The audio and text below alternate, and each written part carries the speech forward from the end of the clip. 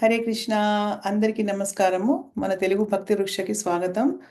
మనము మన పూర్వపు ఆచార్యుల ప్రార్థనలతోటి మన క్లాస్ మొదలు పెడదాము. ఓం అజ్ఞానతిమిరంధస్య జ్ఞానాంజనశలాకయా చక్షురున్మిలితం येन తస్మై శ్రీ గురవే నమః. శ్రీచైతన్య మనోభీష్టం స్థాపితం येन భూతలే స్వయం రూపా కదా మహ్యం దదాతి స్వపదాంతికం. వందేహం శ్రీగురు శ్రీయుతాపదకమలం శ్రీగురున్ వైష్ణవాంశ్చ శ్రీరూపం సాగ్రజాతం సహగణా రఘునాథాన్వితం తం సజీవం సద్వైతం సావధూతం పరిజనా సహితం కృష్ణ చైతన్యదేవం శ్రీ రాధా కృష్ణ పాదాన్ సహగణా లలితా శ్రీ విశాఖాన్వితాంశ్చ. హే కృష్ణ కరుణా సింధు దీనబంధు జగత్పతే గోపేశ గోపికా కాంత రాధాకాంత నమోస్తుతే. తప్త కాంచన గౌరాంగీ రాధే బృందావనేశ్వరీ వృషభానుసుతే దేవి ప్రణమామి హరిప్రియే. వాంఛాకల్పతరుభ్యశ్చ కృపాసింధుభ్య ఏవ చ పతితానాం పావనేభ్యో వైష్ణవేభ్యో నమో నమః. జయ శ్రీకృష్ణ చైతన్య ప్రభు నిత్యానంద శ్రీ అద్వైత గదాధార శ్రీవాసాది గౌరభక్త బృంద. హరే కృష్ణ కృష్ణ కృష్ణ హరే హరే, హరే రామ రామ రామ హరే హరే. సో మనము గత వారం మన క్లాస్ జరగలేదు. అంతకుముందు వారం మనము 15వ అధ్యాయము కంప్లీట్ చేశాము. 15వ అధ్యాయం ఎంత బ్రహ్మాండమైన అధ్యాయం అంటే పురుషోత్తమ యోగ అంటారు దాన్ని అనమాట. భగవంతుడు ఎంత చక్కగా దానిలో మనకి ఎక్స్ప్లెయిన్ చేశారంటే అది చాలా ఇంపార్టెంట్ అధ్యాయం. కాబట్టి 16వ అధ్యాయం ఇప్పుడు మొదలు పెట్టాలి ఈరోజు. అది మొదలుపెట్టే ముందర ఒక్కసారి బ్రీఫ్గా మనము 15వ అధ్యాయం మొత్తం ఒక్కసారి అలా వెళ్దాం, సరేనా?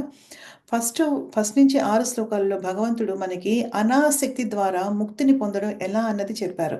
అనాసక్తి అంటే ఏంటంటే ఈ భౌతిక ప్రపంచం పట్ల మనము ఎప్పుడు కూడా వైరాగ్యాన్ని పెంపొందించుకోవాలి. లేకపోతే ఆధ్యాత్మికత మనకి ఎలా వెళ్తాం మనం కదా.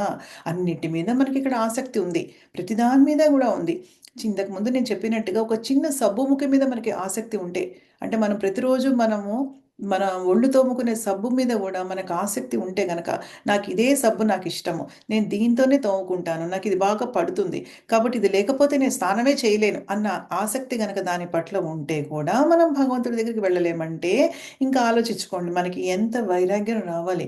అంటే దీనికోసం సపరేట్గా మనం ఏమైనా ప్రయత్నం చేయాలా, ఏమన్నా కృషి చేయాలా అంటే అలా ఏమీ లేదు మళ్ళీ. ఎందుకంటే మనం ఎప్పుడైతే మనం భక్తియుక్త సేవ మొదలు పెడతామో మన జీవితంలో ఆటోమేటిక్గా భగవంతుడు మనకి ఈ భౌతిక ప్రపంచంలో ఉన్న వస్తువులన్నిటి పట్ల కూడా ఆ అనాసక్తిని కలిగిస్తాడు. ఆసక్తి తీసేస్తాడు, ఆటోమేటిక్గా తీసేస్తాడు. అయితే భౌతిక జగత్తుకు భగవంతుడు కూడా ఈ ఫస్ట్ శ్లోకాల్లో ఏం చెప్పాడంటే భౌతిక జగత్తు నుంచి ఆధ్యాత్మిక జగత్తుకి ఎలా వెళ్తామో అని, అంటే ఎటువంటి ఆయుధాన్ని ఉపయోగించి మనం వెళ్తాము అని మనం అర్థం చేసుకోవచ్చు. ఎటువంటి ఆయుధం ద్వారా వెళ్తాం మనము? అనాసక్తి అనే ఆయుధం మాత్రం ఉపయోగించాలి అక్కడ. అంటే భౌతిక జగత్తు పట్ల విరక్తి భావాన్ని పెంచుకోవడం ద్వారా మనము ఆధ్యాత్మిక జగత్తుకి వెళ్ళే మార్గాన్ని సుగమం చేసుకోగలుగుతాం. మనం ఈజీ అవుతుంది మనకి. దానికి భగవంతుడు ఏం చేశాడు? తల్లక్రిందులుగా ఉన్నటువంటి ఒక అశ్వర్థ వృక్షం గురించి చెప్పారు మనకి. మర్రి చెట్టుకి పైన వేళ్ళు, కింద కొమ్మలు, శాఖలు ఉంటాయి.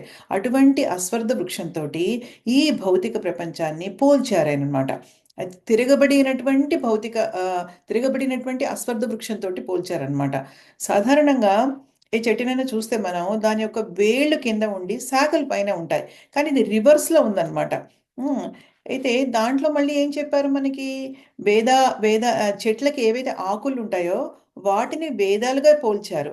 ఈ ఇది తెలుసుకున్న వాళ్ళు నిజంగా వేదాలను తెలుసుకున్న వాళ్ళవుతారు అని కూడా చెప్తున్నారనమాట. అయితే ఇక్కడ ఆధ్యాత్మిక చెట్టు అనేది ఏంటంటే, అసలైన వృక్షం కింద మనం అర్థం చేసుకోవాలి.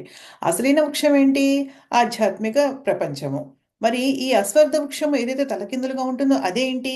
భౌతిక ప్రపంచం అన్నమాట. ఓకేనా? ఎందుకంటే ఈ భౌతిక ప్రపంచము నిజమైనటువంటి ఆధ్యాత్మిక ప్రపంచం అనే నిజమైనటువంటి చెట్టు యొక్క ప్రతిబింబం అన్నమాట ఇది. అంతే గదా! హ్మ్. ఇప్పుడు దానికి ఉదాహరణ ఏం చెప్పారు? నదీ తీరంలో ఒక చెట్టు ఉంది. అది నదిలో మ తిరగబడిగా తిరగబడినట్టుగా కనిపిస్తోంది. అంటే రివర్స్‌లో కనిపిస్తోంది. దానికేంటి వేళ్ళేమో పైన కనిపిస్తున్నాయి. శాఖలు, కొమ్మలేమో కింద కనిపిస్తున్నాయన్నమాట. అయితే దానికి ఒక విషయం మనం అర్థం చేసుకోవాల్సిందేంటంటే, దాని ప్రతిబింబం మనకి నీటిలో కనిపించాలి అంటే అసలైన వృక్షం అక్కడ ఉండాలి అన్న విషయం మనం అర్థం చేసుకోవాలి. అవునా? వృక్షం లేకుండా నది ఒడ్డున మనకి లోపల ప్రతిబింబం కనిపిస్తుందా? కనిపించదు. వృక్షం ఉంటే అప్పుడు దాని యొక్క నీడ, దాని యొక్క ప్రతిబింబం మనకి తలకిందులుగా నీళ్ళలో కనిపిస్తుంది.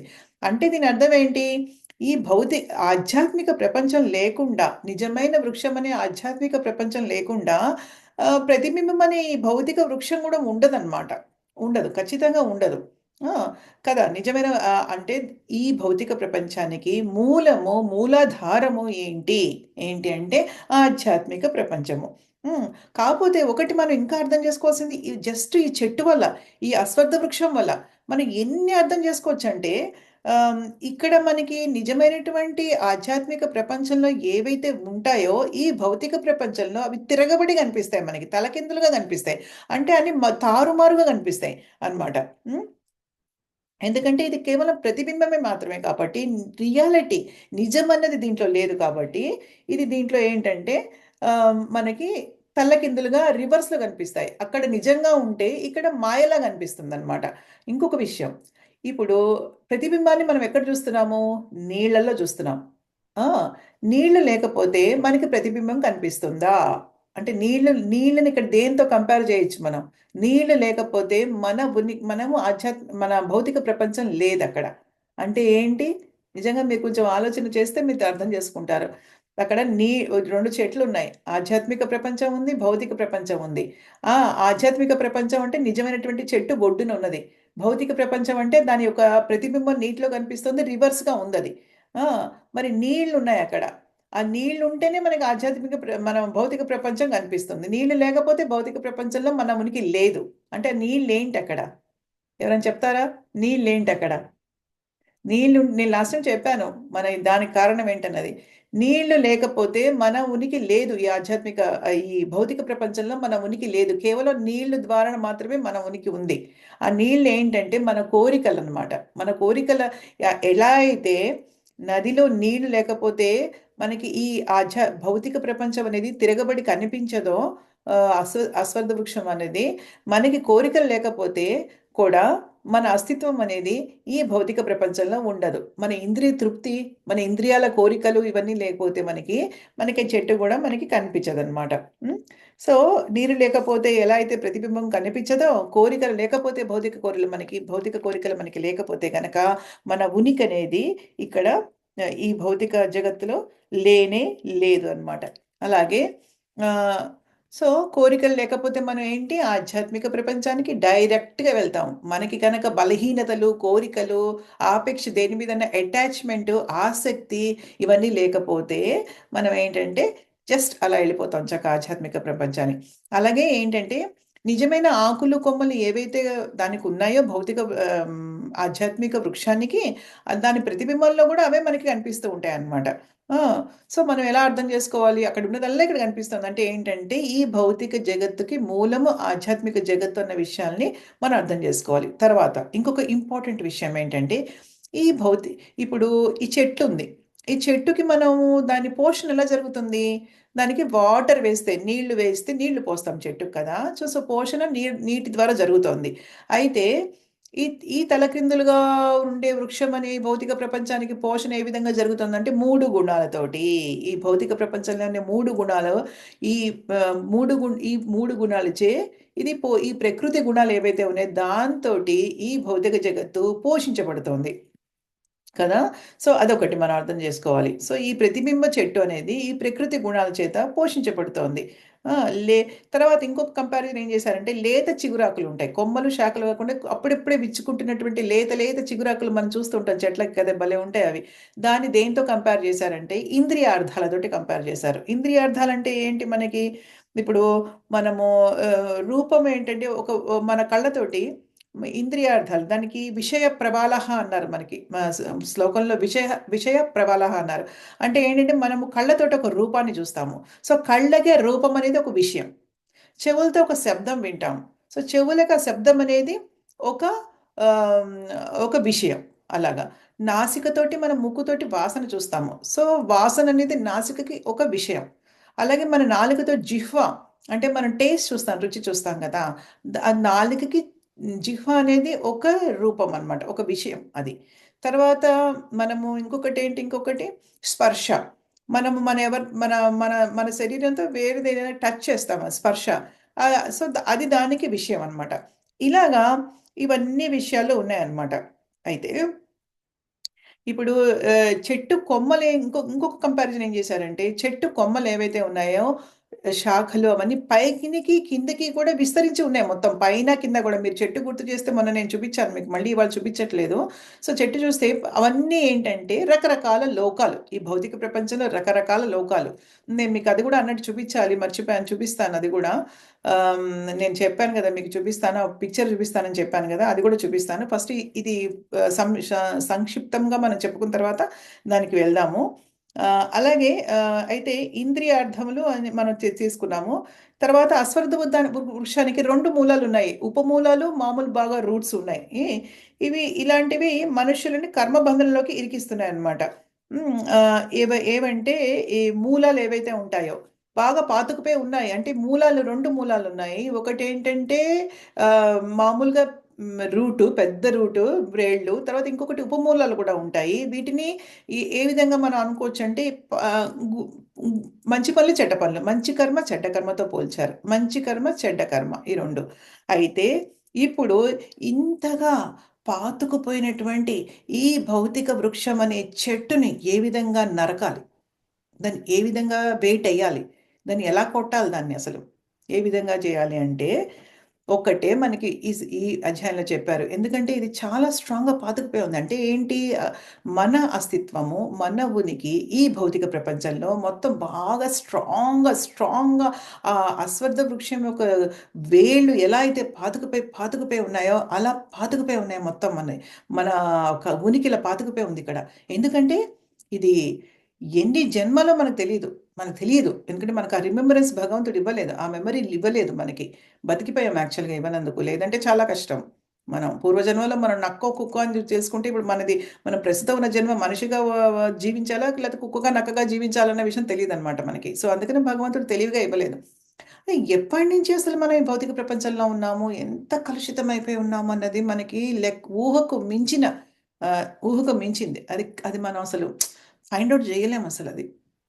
అయితే ఇంతలా పాతుకుపోయినటువంటి మన ఉనికిని సేమ్ లైక్ ఈ అశ్వత్థ వృక్షంలాగే మనం ఎలా నరికి తీసేయాలి? ఎలా దాన్ని రూట్‌తో సహా తీసేయాలి? మూలాలతో సహా పీకి పారేసేయాలి. పారేసి మనం చ్ ఎ ఎ ఎలా దేనితోటి చేయాలంటే అనాసక్తి. ఒకటే ఆయుధం అన్నమాట. కేవలం డిటాచ్‌మెంట్. అటాచ్‌మెంట్ గాదు. ఓహ్! మా పిల్లలు, మా మనవలు, మా అమ్మా, నాన్న, మా చెల్లెళ్ళు, మా తమ్ముళ్ళు ఏంటి అనుబంధాలవన్నీ టెంపరరీ అనుబంధాలు అసలు. వీటన్నిటికి దీని నుంచి బయటపడాలి. మన సాధన ద్వారా భక్తియుక్త సేవలో ఈ అనాసక్తి అనే ఆయుధంతోటి ఇది మనకున్నటువంటి ఈ అటాచ్‌మెంట్‌ని కూకటి వేళ్ళతో సహా పెకిలించి వేయాలన్నమాట. పెకిలించి వేయాలని భగవంతుడు ఎంత చక్కగా ఈ 15వ అధ్యాయంలో చెప్తున్నారు మనకి. ఇలా చక్కగా చెప్తున్నా గూడా మనకు అర్థం కావట్లేదు. అది విచిత్రం ఏంటంటే ఎవ్వరికీ అర్థం గాదు. మళ్ళీ మామూలే. మళ్ళీ నెక్స్ట్ డే నుంచి మళ్ళీ మామూలే మనం. మళ్ళీ మన అటాచ్‌మెంట్‌లు, మన రుచులు, మన టేస్ట్‌లు, మన అనుబంధాలు, మనం టైం వేస్ట్ చేయడాలు ఇవన్నీ మన జీవితంలో వద్దు ఇంకా. No time wasting. ఇప్పటికి ఎన్నో జన్మలు వేస్ట్ చేసేసాము. మళ్ళీ మనం ఏదైతే నమిలిందే నములుతున్నాం మన ఇంద్రియ తృప్తి. నమిలిందే నములుతున్నాం ఇంద్రియ తృప్తి అని నేను చెప్పట్లే. ప్రహ్లాదుడు చెప్పాడు భాగవతంలో, చూయింగ్ ద చూడ్ అని చెప్తున్నాడు అసురులకి. అసుర కుమారులకి చెప్తున్నాడు రాజు, అసురుల పిల్లలకి. తనతో పాటు క్లాస్మేట్స్ అందరూ అసురులు ఉన్నారు కదా. ఆ, ఆయన కూడా అసుర వంశంలోనే పుట్టాడు పాపం, కానీ భక్తుడయ్యాడు. సో చెప్తున్నాడు చూయింగ్ ద చూడ్, ఇంకా వదిలిపెట్టండి దీన్ని. ఇంకా అంటే నవిలింది, ఇప్పుడు చెరుకు రసం ఉంటుంది, చెరుకు గడ ఉంటుంది కదా, ఆ గడని ఇలా తిప్పి తిప్పి తిప్పి తిప్పి తిప్పి తిప్పి చేస్తూనే ఉంటాడు ఆ మిషన్లో. ఆ మిషన్లో చేస్తూనే ఉంటాడు అలా తిప్పి తిప్పి. అది అబ్బా పిప్పి పిప్పి అయిన కూడా దాన్ని తిప్పుతూ ఉంటారు అలాగా. అలాగా మనం కూడా మనం నవిలేసిన దాన్ని మళ్ళీ నవ్వుతున్నాం. అంటే ఎంజాయ్ చేసిన దాన్ని మళ్ళీ ఎంజాయ్ చేస్తున్నాం, ఎంజాయ్ చేసిన దాన్ని మళ్ళీ ఎంజాయ్ చేస్తున్నాం. మన అస్తిత్వాన్ని పెంచుకుంటున్నాము. ఆ చావు అంత ఈజీ కాదు, తర్వాత పుట్టుక అంత ఈజీ కాదు, ఏది కూడా ఈజీ కాదు మనకి జీవితంలో. అన్ని అన్ని చాలా సఫరింగ్, అది చాలా భయంకరమైనటువంటి పెయిన్ అనమాట అది. సో మనం ఏం చేయాలంటే అనాసక్తి అనే ఆయుధంతో దాన్ని వేళతో సహా పెకిలించి వేసేసారనమాట మన అస్తిత్వాన్ని. అప్పుడు ఏం చేయాలి? చక్కగా దివ్య పాదాలను అన్వేషించాలి మనం. ఆ దేవాది దేవుని శరణు వేడాలి. ఆయన పాదాల దగ్గరికి చేరాలి మనం. ఆ! ఆయన దగ్గరికి చేరితే గనక అంటే ఆ దివ్య అన్వేషణ చేసి ఆయన దివ్యమైనటువంటి పాదాలు ఎక్కడున్నాయో కనుక్కొని ఆ పాదాలని శరణు వేడాలి మనం యాక్చువల్‌గా. ఆ! ఆయన పాదాలని శరణు వేడి ఆయన్ని కనుక్కునే మార్గాన్ని అన్వేషించాలి మనం. ఆయన పాదాల దగ్గరికి చేరుకునే మార్గాన్ని అన్వేషించాలి. ఆయన పాదాల దగ్గర మాత్రమే మన తలకాయని పెట్టి అక్కడే సేద తీరాలి. అప్పటి వరకు విశ్రమించకూడదు మనం, అసలు నిజం చెప్పాలంటే. విశ్రమించకూడదు. హ్మ్. అటువంటి మళ్ళీ ఒకసారి ఆయన పాదాలని గనక మనం చేరుకుంటే, మళ్ళీ అసలు ఆయన దగ్గరికి వెళ్తే, మళ్ళీ అసలు ఈ భౌతిక ప్రపంచంలో మన ఉనికి అనేది లేదింక నిజం చెప్పాలంటే. సో, ఇప్పుడు ఈ భౌతిక ప్రపంచంలో ఎలా ఉంటుందంటే, పేక మేడలు అన్నీ కూలిపోతాయి మనవన్నీ గూడాని. మనం ఇప్పుడు ఎలా అయితే ఇప్పుడు సముద్ర పొట్టున మనము పిల్లల్ని తీసుకొని ఎళ్లి ఆడిస్తూ ఉంటే, వాళ్ళు పేక మేడలు కట్టుకుంటూ ఉంటారు గదా! వాళ్ళేదో మట్టితోటి గూళ్ళు కట్టుకుంటూ ఉంటారు. ఒక్క అల వస్తుంది. ఒక్క అల రాగానే టక్కుమని అవన్నీ నాశనం అయిపోతాయి. టక్కుమని పాపం అన్ని కష్టపడి కట్టినవన్నీ పోతాయి. పిల్లలు కట్టినవి. వాళ్ళు బాధపడుతూ ఉంటారు. మన జీవితం గూడా సేమ్ అంతే. మనం ఎన్నో చేస్తాము ఈ ప్రపంచంలో. ఎన్నో చేసుకుంటూ ఉంటాము. ఎంతో మనం డబ్బు సంపాదిద్దాం అనుకుంటాము. మంచి ఇల్లు కట్టుకుంటాం. మంచి కారు కొనుక్కుంటాం. మంచిగా ఎంజాయ్ చేస్తాం అన్నీ. ఒక టైం వచ్చేటప్పటికి విల్ లూజ్ ఎవ్రీథింగ్. అన్నీ పోతాయి మన జీవితంలో అనమాట. అందుకనే సముద్రపు తర్వా అల ఎలా తీసుకుపోతుందో అలా అలా పోతాయి మన జీవితం నుంచి అన్నీ. మనం ఈ ఆత్మ ఏదైతే ఈ శరీరం వదిలిపెట్టే టైం వస్తుందో, ఇప్పుడు అన్నీ టకటక పోతాయన్నమాట. ఇప్పుడు ఇంకొక ఎగ్జాంపుల్ ఏం చెప్పారంటే, ఇది గౌరాంగ దర్శన్ ప్రభు చాలా మంచి ఎగ్జాంపుల్ ఇచ్చారు. చెరుకు గడ ఉంటుంది. చెరుకు గడ తియ్యగా ఉంటుంది కదా! మనం చక్కగా తింటూ ఉంటే అసలు. వెదురుగడ ఉంటుంది, వెదురుగడ. మీరు చూసే ఉంటారు. వెదురుగడ, చెరుకు గడ 2 కూడా చూడడానికి ఒకలాగే కనిపిస్తాయి నిజం చెప్పాలంటే. కానీ దా కానీ వెదురుగడ ఏమైనా బావుంటుందా? తినలేం దాన్ని, తియ్యగా ఉండదు, అలా ఉండదు గదా! చూడ్డానికి మాత్రం ఒకలా ఉంటాయి. కానీ చెరుకు గడ ఎంత తియ్యగా ఉంటుంది. కాబట్టి ఈ భౌతిక ప్రపంచము, ఈ ఆధ్యాత్మిక ప్రపంచము 2 గూడా చూడ్డానికి ఒకలాగే ఉన్నాయి. ఎందుకంటే ప్రతిబింబం గూడా సేమ్ అలాగే ఉంటుంది. ఇందాక మనం చెట్టు గురించి చెప్పుకున్నామా, దానికున్న కొమ్మలు ఇక్కడ కనిపిస్తూ ఉంటాయి. దానికున్న ఆకులు ఇక్కడ కనిపిస్తూ ఉంటాయి. రివర్స్‌లో కనిపిస్తూ ఉంటాయి. తిరగబడి తారుమారుగా, కానీ అయినా గూడా అలాగే అనిపిస్తాయి. అంత మాత్రం చేత 2 ఒకటేనా? ఈ భౌతిక ప్రపంచము దుఃఖాలకి ఆలయము, అశాశ్వతమని భగవంతుడు భగవద్గీతలో చెప్పాడు. దుఃఖాలయము అశాశ్వతం. ఎవరో చెప్పలేదు. స్వయాన భగవంతుడు క్రీనటువంటి శ్రీకృష్ణ భగవానుడు చెప్పాడు మనకి. కానీ ఆధ్యాత్మిక ప్రపంచము ఎక్కడైతే అసలు కష్టాలే ఉండవే, అలాంటి ప్రపంచం అది. వైకుంఠ, కుంఠ అంటే మిజరీస్, కష్టాలు. వైకుంఠ అంటే నో మిజరీస్ అనమాట. అసలు అసలు కష్టాలే లేని ప్రపంచం అంటే ఆధ్యాత్మిక ప్రపంచం. మన కష్టాలన్నీ ఎందుకు వస్తున్నాయి? కేవలం ఈ భౌతిక దేహం, దానివల్ల వచ్చే సంబంధాల వల్ల వస్తున్నాయి. మనకక్కడ భౌతిక దేహమే ఉండదు. ఆధ్యాత్మిక దేహం ఉంటుంది గదా! అలాంటప్పుడు ఎలా ఉంటాయి కష్టాలు మనకి? తర్వాత, తర్వాత ఏం చెప్పారు 15వ అధ్యాయంలో భగవంతుడు? ఆధ్యాత్మిక ప్రపంచం యొక్క గుణాలు చెప్పారాయన. ఎలా ఉంటుంది అక్కడ? ఏమేమి ఉంటాయి అక్కడ? సూర్యుడు, చంద్రులు ఉండరు. తర్వాత అక్కడికి వెళ్ళిన వాళ్ళు మళ్ళీ తిరిగి రారు. మనం తర్వాత ఏం చెప్పారు? మమైవంశో జీవలోకే జీవభూత సనాతనః. మనందరం సనాతనులము. అంటే ఏంటంటే మనకి ఆది లేదు, అంతం లేదు ఒక ఆత్మ కింద. ఆయన అంశ అని చెప్పారు. అదొక గొప్ప శ్లోకం, మనం యాక్చువల్‌గా డిస్కస్ చేసుకున్నాం. ఆయన అంశ మనం అని చెప్పేసి. ఆ! తర్వాత మనం కాపోతే ఆయన అంశ అయిన మనుషులైన మనము ఆరైన ఇంద్రియాలతో కూడి 5 ఇంద్రియాలు ఉన్నాయి మనకి. కళ్ళు, ముక్కు, చెవులు, మూతి ఇవి ఉన్నాయి కదా! దాంతోపాటు మనసు అని ఇంకో ఇంద్రియం కూడా ఉంది. ఈ 6 ఇంద్రియాలతోటి మనము కొట్టుకుమిట్లాడుతున్నాం. ఈ భౌతిక ప్రపంచంలో కొట్టుకుమిట్లాడుతున్నాం అనమాట. ఎంతకి కూడా వదిలిపెట్టలేకపోతున్నాం భౌతిక ప్రపంచాన్ని. తర్వాత ఏం చెప్పారు భగవంతుడు? మనం ఒక శరీరంలోకి ఇంకో శరీరంలోకి ఎలా వెళ్తూ ఉంటాము? ఎలా ఒకదాని నుంచి ఒక దానికి వెళ్తూ ఉంటాము? ఎలా అయితే వాయువు తన ఆహ్, మ మన అంటే ఎలా అయితే వాయువు గంధాన్ని ఇలా మోసుకొని, మోసుకొని చక్కగా ఇలా ఎళ్తూ ఉంటుందో, కేవలం వాయువు ద్వారానే ఒక పువ్వు నుంచి ఏదైనా సువాసనొస్తే మనం దాన్ని ఆఘ్రాణించగలుగుతున్నాం యాక్చువల్‌గా. ఎందుకంటే లేకపోతే వాయువే లేకపోతే పువ్వు నుంచి సువాసనొచ్చినా మనం ఆఘ్రాణించలేము. కానీ వాయువు ద్వారా గంధం ఇలా మోసుకుంటూ ఎలా ఎళ్తుందో, అలా మన ఆత్మ అనేది మన సటిల్ బాడీ అంటే మన సూక్ష్మ రూపం అనే ఆత్మ సూక్ష్మ రూపము ప్లస్ ఆత్మతో కూడినటువంటి మన రకరకాలైనటువంటి భావ సంస్కారాల్ని మనము ఒక జన్మ నుంచి ఇంకో జన్మకి ఎలాగా తీసుకెళ్తూ ఉన్నామనమాట మనం. అదొకటి. అది గురించి భగవంతుడు మనకి చెప్పారనమాట. ఎలా ఆహ్, ఆహ్, మూఢులందరూ గూడా ఎవరైతే అజ్ఞానులుంటారో, అర్థం చేసుకోలేరో భగవంతుడు చెప్పినటువంటి టీచింగ్స్ వాళ్ళు ఎలా అసలు నిజంగా ప్రకృతి గుణాలకి బద్ధులై హ్మ్. ఎలా సుఖదుఖాలు అనుభవిస్తారో అని అది జ్ఞానవంతులు మాత్రం దాని గురించి తెలుసుకోగలుగుతారు. ఆత్మానుభూతి పొందిన వాళ్ళు దాని గురించి తెలుసుకోగలుగుతారు అని భగవంతుడు చాలా చక్కగా దాని గురించి కూడా మనకి చెప్పారనమాట. తర్వాత ఇంకేం చెప్పారు 12-15 శ్లోకాల వరకు ఈ భౌతిక ప్రపంచాన్ని పాలించేది నేనే, పోషించేది నేనే, సూర్యుడిని, చంద్రుడిని, అగ్నిని ఏర్పాటు చేసింది నేనే. ఆ! అంధకారం తొలగించడానికి కూడా సూర్యుడిని, చంద్రుడిని అందరిని ఏర్పాటు చేశాను నేను. అజ్ఞానం కూడా తొలగించడానికి కూడా నేను ఏర్పాటు చేశాను. ప్రతి గ్రహంలోనూ నేనుంటాను. ఒక కక్షలో ఇలా అన్ని గ్రహాలన్నీ కూడా ఇలా తిరుగుతున్నాయి రౌండ్‌గా అంటే అది నా వల్లే తిరుగుతున్నాయి. ఆ! చంద్రుడి రూపంలో నేను జీవరసాన్ని కూడా ప్రసాదిస్తున్నాను. ఔషధాలకి జీవరసాన్ని ప్రసాదిస్తున్నాను చంద్రుడి రూపంలో. 4 విధాలే తర్వాత మన ప్రాణులలో జఠరాగ్నిని కూడా నేనే ఇస్తున్నాను. తిన్న అన్నం అరగడానికి. లోపల మన కడుపులో అగ్ని ఉంటుంది. అది అరగడానికి. 4 విధాలైనటువంటి ఆహార పదార్థాల్ని కూడా నేనే జీర్ణం చేస్తున్నాను. అంటే మనం రసంలో ఉండేవి, తాగేవి, నమిలేవి, పీల్చేవి, నాకేవి ఇవన్నీ ఉంటాయి 4 రకాలవి. అవన్నీ కూడా నేనే జీర్ణం చేస్తున్నానని చెప్పాడాయన. తర్వాత 15.15లో భగవంతుడు సర్వస్య చాహం హృది సన్నివిష్టో మతః స్మృతిర్ జ్ఞానమపోవనంచ నేనే ఏంటి సర్వస్య చాహం హృది సన్నివిష్టో అందరి హృదయాల్లో పరమాత్మగా నేనే కూర్చునున్నాను. అందరికీ జ్ఞాపక శక్తిని, మతిమరుపుని, జ్ఞానాన్ని నేనే ప్రసాదిస్తున్నాను.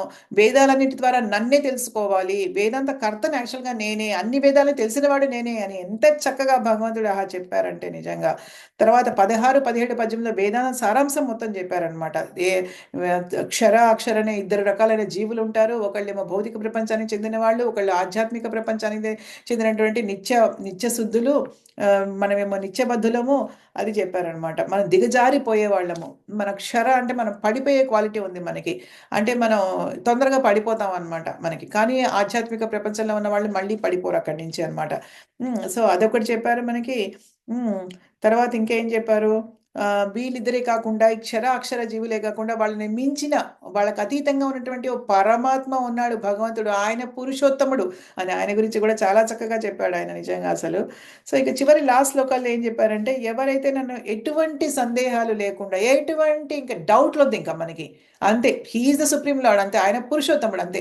ఎటువంటి సందేహాలు లేకుండా, ఎటువంటి సంశయాలు లేకుండా నన్ను పురుషోత్తముడిగా భావించి, గుర్తించి ఆ! నన్ను భజిస్తారో, నా సేవలో ఎవరైతే నిమగ్నమవుతారో ఆ! వాళ్ళు వాళ్ళు బుద్ధిమంతులు, వాళ్ళు భక్తిలో విజయం సాధిస్తారు. హ్మ్. ఇప్పుడు నేను చాలా గుహ్యమైనటువంటి జ్ఞానాన్ని నీకిస్తున్నాను. అతి సీక్రెట్ నాలెడ్జ్‌ని నేను నీకు ఇస్తున్నాను. సో, ఇది తెలుసుకొని నువ్వు చక్కగా నువ్వు నువ్వు దాన్ని పాటించి నువ్వు ఆనందంగా ఉండొచ్చు. బుద్ధిమంతుడివైతే నువ్వు భక్తిలో విజయం సాధిస్తావు అని భగవంతుడు అబ్బా! ఏం చెప్పాడో 15 చాప్టర్ నిజంగా. పురుషోత్తమ యోగ. ఇది నిజంగా ఈ చాప్టర్ తలుచుకుంటేనే నాకు గూస్ బంప్స్ వస్తున్నాయి అంటారనమాట. అసలు నిజంగా అసలు ఎంత అద్భుతంగా చెప్పారు కదా భగవంతుడు. సో, ఇప్పుడు మనమేం చేద్దామంటే ఆహ్, మనము మన నెక్స్ట్ 16 చాప్టర్‌కెళ్దాం ఇక. 16, 17, 18 ఇంకా 3 చాప్టర్స్‌లోకొచ్చాం మనము. సో, మనము ఆల్మోస్ట్ 4 ఏళ్ళు మీరు కృష్ణ కాన్షియస్‌లోకొచ్చి మీరందరూ కృష్ణ చైతన్యంలోకొచ్చి 4 ఏళ్ళు అవుతోంది నాతోటి వచ్చి. ఓకేనా? 4 ఏళ్ళు పడుతోంది మనకి. ఖచ్చితంగా 4 ఏళ్ళు పడుతోంది మనం భగవద్గీత మొత్తం ఫినిష్ అప్ చేయడానికి. ఇప్పుడు 16 చాప్టర్ ఏంటంటే దైవ, అసుర స్వభావాలు. అంటే దైవ అంటే ఎవరు? దేవతల యొక్క స్వభావాలు, మంచి వాళ్ళ యొక్క స్వభావం. అసురులు అంటే రాక్షసులు. వాళ్ళ యొక్క స్వభావం ఎలా ఉందో మనం చూద్దాం. ఓకేనా? ఇది కూడా చాలా మంచి చాప్టర్. చాలా బావుంటుంది. మనం చూద్దాము.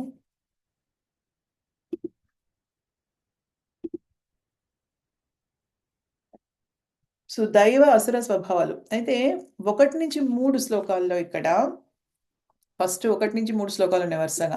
దీంట్లో భగవంతుడు మనకి 26 వైష్ణవ లక్షణాలు చెప్పారు. అంటే నిజంగా మంచి వాళ్ళు. ఇప్పుడు దైవ అసుర స్వభావాలంటే దేవతలు, రాక్షసులంటే ఇలా భయంకరంగా ఉంటారు. ఇలా పళ్ళిలా వచ్చేసి ఇలాగ కళ్ళిలా వచ్చేసి జుట్టిలా వేసేసుకొని ఇలా భయంకరంగా అలా గాదు. ఏంటంటే మంచి వాళ్ళ లక్షణాలేంటి? వైష్ణవులు భక్తుల యొక్క లక్షణాలేంటి? తర్వాత భక్తులు కాని వాళ్ళు అభక్తులు ఎవరైతే ఉంటారో కొంచెం అసుర స్వభావం అంటే రాక్షస స్వభావం ఉన్న వాళ్ళకి లక్షణాలేంటన్న విషయం మనకిక్కడ చెప్పారు. సో, మనం చూద్దాము. श्रीभगवानुवाच अभयं सत्त्वसंशुद्धिर्ज्ञानयोगा व्यवस्थितिः ज्ञानं दमश्च यज्ञश्च स्वाध्याय स्तप आर्जवम् अहिंसा सच्चमक्रोधास्त्यागः शान्तिरपैशुनं दया भूतेष्वलोल्युक्तं मार्दवं ह्रीरचापलम् तेजः क्षमा धृतिः शौचम् अद्रोहो नाति मानता भवन्ति सम्पदं दैवीमभिजातस्य भारत. సో ఇక్కడ ఏం చెప్తున్నారు? అభయం అంటే ఏంటంటే భయం లేకుండా ఉండడం కదా! అభయం అంటే ఏంటి? భయం లేకుండా ఉండడం. ఎవరికి భయం లేకుండా ఉంటారు? ఎవరైతే కంప్లీట్‌గా భగవంతుడి మీద ఆధారపడి ఉంటారో వాళ్ళకసలు భయం అనేదే ఉండదనమాట. సో, భయము మనం ఇదంతా మనకి చాలా భాషలో చెప్పారు. ఒక్కసారి ఇది చెప్పేసుకొని మనం భాష్యానికెళ్ళి మనం అక్కడ చదువుకుందాము. చాలా పెద్ద భాష్యం ఉంది. దీనికి అన్ని ఒక్కొక్క లక్షణం గురించి చెప్పారు.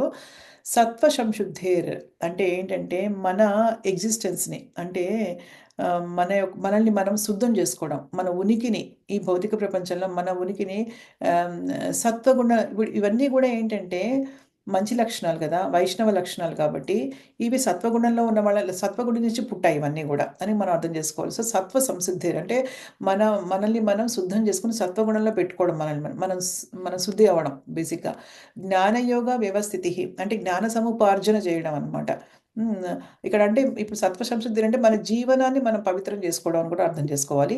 జ్ఞానయోగ వ్యవస్థితః అంటే ఏంటంటే ఆధ్యాత్మిక జ్ఞానాన్ని మనం సముపార్జన చేయాలి. ఆధ్యాత్మిక జ్ఞానం ఎలా వస్తుంది? మనం భగవద్గీత, భాగవతం ఇవన్నీ కూడా భక్తుల సాంగత్యంలో మనము చర్చించినప్పుడు మాత్రమే వస్తుంది. మనకి మనం చదువుకుంటే అలా చదువుకుంటూ వెళ్ళిపోయామనుకోండి ఏమీ రాదు. మనకి సరైనటువంటి ఒక గురు శిష్య పరంపరలో వచ్చినటువంటి భక్తుల సాంగత్యం తీసుకొని మనం వాళ్ళ యొక్క సాంగత్యంలో మనం గనక చర్చిస్తే అప్పుడు మనకి ఆ జ్ఞాన సముపార్జన అనేది నిజంగా వస్తుంది. దానం, దానం అంటే ఎటువంటి వాళ్ళకి దానం ఇవ్వాలి, అటువంటి వాళ్ళకి అలా ఉంటుందనమాట దానం అంటే. దమశ్చ అంటే ఏంటంటే ఆత్మ నిగ్రహం మనకి. అంటే ఏంటంటే ఆత్మ నిగ్రహం అనేది చాలా ఇంపార్టెంట్ గదా!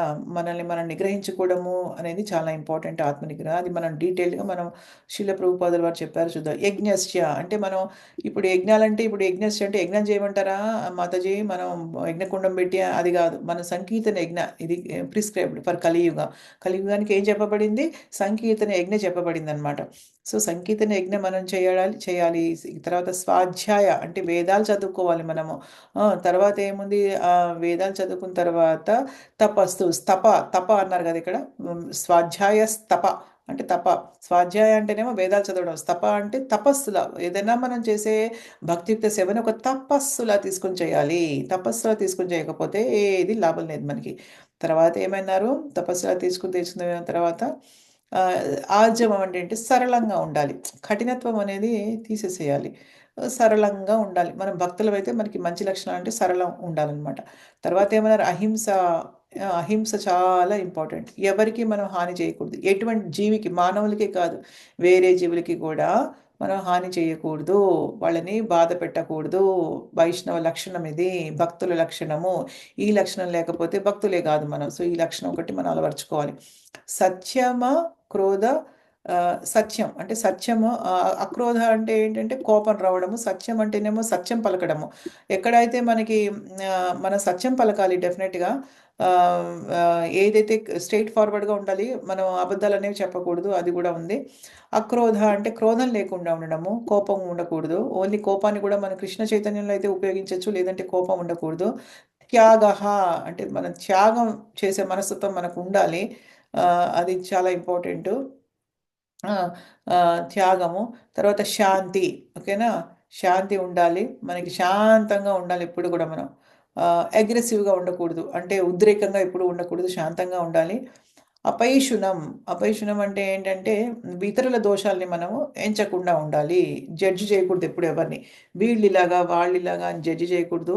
ఇది చాలా కష్టమైన విషయం యాక్చువల్‌గా నిజం చెప్పాలంటే. కానీ ఇలావన్నీ మనం ఎప్పుడైతే మనం పెంపొందించుకుంటామో అప్పుడే మనకు ఆధ్యాత్మిక ప్రపంచంలోకి ఎంట్రీ. లేకపోతే లేదు ఎంట్రీ. అంతే. ఇంకా మనం కొట్టుకుంటూనే ఉంటాం అంతే. సో, ఈ లక్షణాలన్నీ అలవరుచుకోవాలి మనం. ఏంటంటే వేరే వాళ్ళని వెంటనే అపార్థం చేసుకోవడము, అది నాకు నేను చెప్పుకుంటున్నాను నేను గూడా. జడ్జ్ చేయడం వాళ్ళని, వాళ్ళు ఇలాగా, వాళ్ళు ఇలా అనుకోవడం అలా చేయకూడదు. మనం ఏమైనా ఫాల్ట్‌లు కనిపించినా గూడా కామ్‌గా ఉండాలంతే. విమర్శించకూడదు వాళ్ళని. అదొకటి నేర్చుకోవాలంతే. కామ్‌గా ఉండాలి. ఓహో! భగవంతుడున్నాడు, ఆయన టేక్ కేర్ చేస్తాడు అంతే అందరిని. అదుండాలి. దయ, మళ్ళీ దయ వచ్చింది మళ్ళీ. హ్మ్. జీవులందరి దగ్గర దయ ఉండాలి. జీవులందరి మీద గూడా మనం చాలా దయతో ఉండాలి. భూత భూతేష్వ లోలుప్త్యము. హ్మ్. ఆహ్, మ ఆహ్, భూ లోభరాహిత్య లోభం ఉండకూడదు మనకి. లోలుప్త్యం అంటే లోభము, దయ ఉండాలి. దయా భూతేష అంటేనేమో ఇక్కడ ఒకటే వర్డ్ ఇది. అన్ని భూతేష అంటే అన్ని జీవుల పట్ల మనకి దయ ఉండాలి. లోలుప్త్యం అంటే మనకి లోభం ఉండొద్దు మనకి. మరీ లోభంగా ఉండకూడదు. అది మామూలుగా భక్తులన్న వాళ్ళు ఎప్పుడు కూడా ప్రోగ్రామ్స్ పెట్టుకొని మంచిగా సెలబ్రేట్ చేసుకొని ప్రసాదాన్ని అందరికీ పంచిపెడుతూ ఉంటారు. మనకి మనకి గనుక స్తోమత ఉంటే మనం ప్రసాదం పిలిచి అందరికీ ప్రసాదం పెట్టాలి. దేవుడు కృష్ణ ప్రసాదము. అది చాలా మంచివి. తర్వాత ఆర్ధవం అంటే ఏంటంటే మృదువుగా ఉండాలి మనము. కఠినంగా కాకుండా మృదువుగా ఉండాలి. తర్వాత హ్రీ అంటే ఇక్కడ సిగ్గు అని ట్రాన్స్‌లేట్ చేశారు గానీ, ఇక్కడ శ్రీ అంటే మనం అంటే వినయంగా ఉండాలి. సిగ్గుగా ఉండాలని కాదు, వినయంగా ఉండాలి. ఆ! అచాపలం. అచాపలం అంటే చాలా దృఢ నిశ్చయంతో ఉండాలి మనం ఎప్పుడు కూడా. చాలా స్ట్రాంగ్‌లీ డిటర్మైన్డ్. చాలా దృఢంగా మనం అనుకున్న పని చేయగలగాలి. తేజః అంటే భక్తులకి ఎప్పుడు కూడా తేజస్సు ఉంటుందనమాట. తేజస్సుతో ఉంటారు వాళ్ళు. క్షమ అంటే క్షమించే మనస్తత్వం ఉంటుంది వాళ్ళకి. తర్వాత ధృతిః అంటే వాళ్ళకి చాలా ధైర్యం ఎక్కువగా ఉంటుంది వాళ్ళకి. చాలా ధైర్యంగా ఉంటారు. శౌచము అంటే చాలా క్లీన్‌గా ఉంటారు ఎప్పుడు కూడా. అద్రోహో అంటే ఏంటంటే వాళ్ళకి అసూయ ఉండదనమాట. ఆహ్, వేరే వాళ్ళ పట్ల అసూయ ఉండదు వాళ్ళకి. అసూయ రహితంగా ఉంటారు. నాతి మానత అంటే ఏంటంటే నన్ను గౌరవించాలి అన్న ఇది ఉండకూడదనమాట. అలాంటిది ఉండకూడదు. అంటే ఎవరైనా మనని గౌరవించాలి అన్న దాని మీద ఆసక్తి ఉండకూడదు మనకి. హ్మ్. సో, అంటే మనని ప్రపంచంలో అందరూ మనని గౌరవించాలి, మనని మర్యాదగా చూడాలి లేదు. మనం ఎవరి దగ్గర నుంచి మనం మర్యాద ఆశించకూడదు. కానీ అందరికి మాత్రం మనం మర్యాద ఇవ్వాలి. అంతే. మనం అందరి సర్వెంట్ లాగా ఉండాలి. అంతే. వాళ్ళకి మన సేవకులుగానే ఉండాలంతే. అప్పుడే భగవంతుడు చాలా సంతోషిస్తాడు.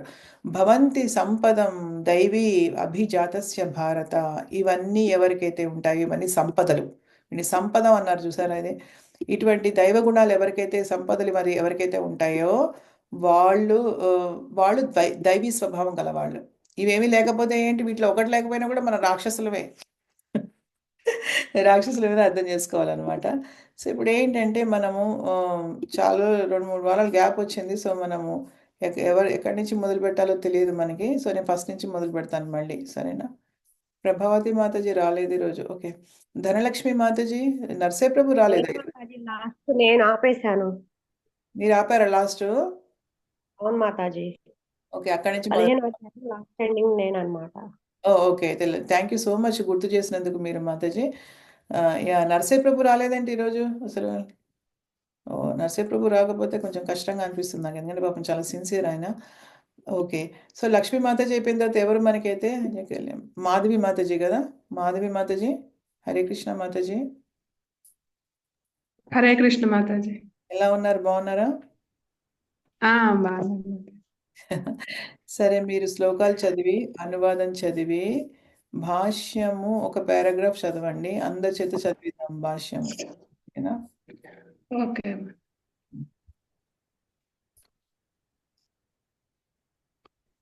श्रीभगवानुवाच अभयं सत्त्वसंशुद्धिर्ज्ञानयोगाव्यवस्थितिः दानं दमश्च यज्ञश्च स्वाध्यायस्तप्तार्जवम् अहिंसा सत्यं सत्यमक्रोधस्ताग्यः शान्तिरपैशुनं दया भूतेष्वलोलुप्त्यं मार्दवं ह्रीरचापलं तेजक्षमा धृतिः शौचम् अद्रोहो नातिमानिता भवन्ति सम्पदं దైవీమభిజాతస్య భారత.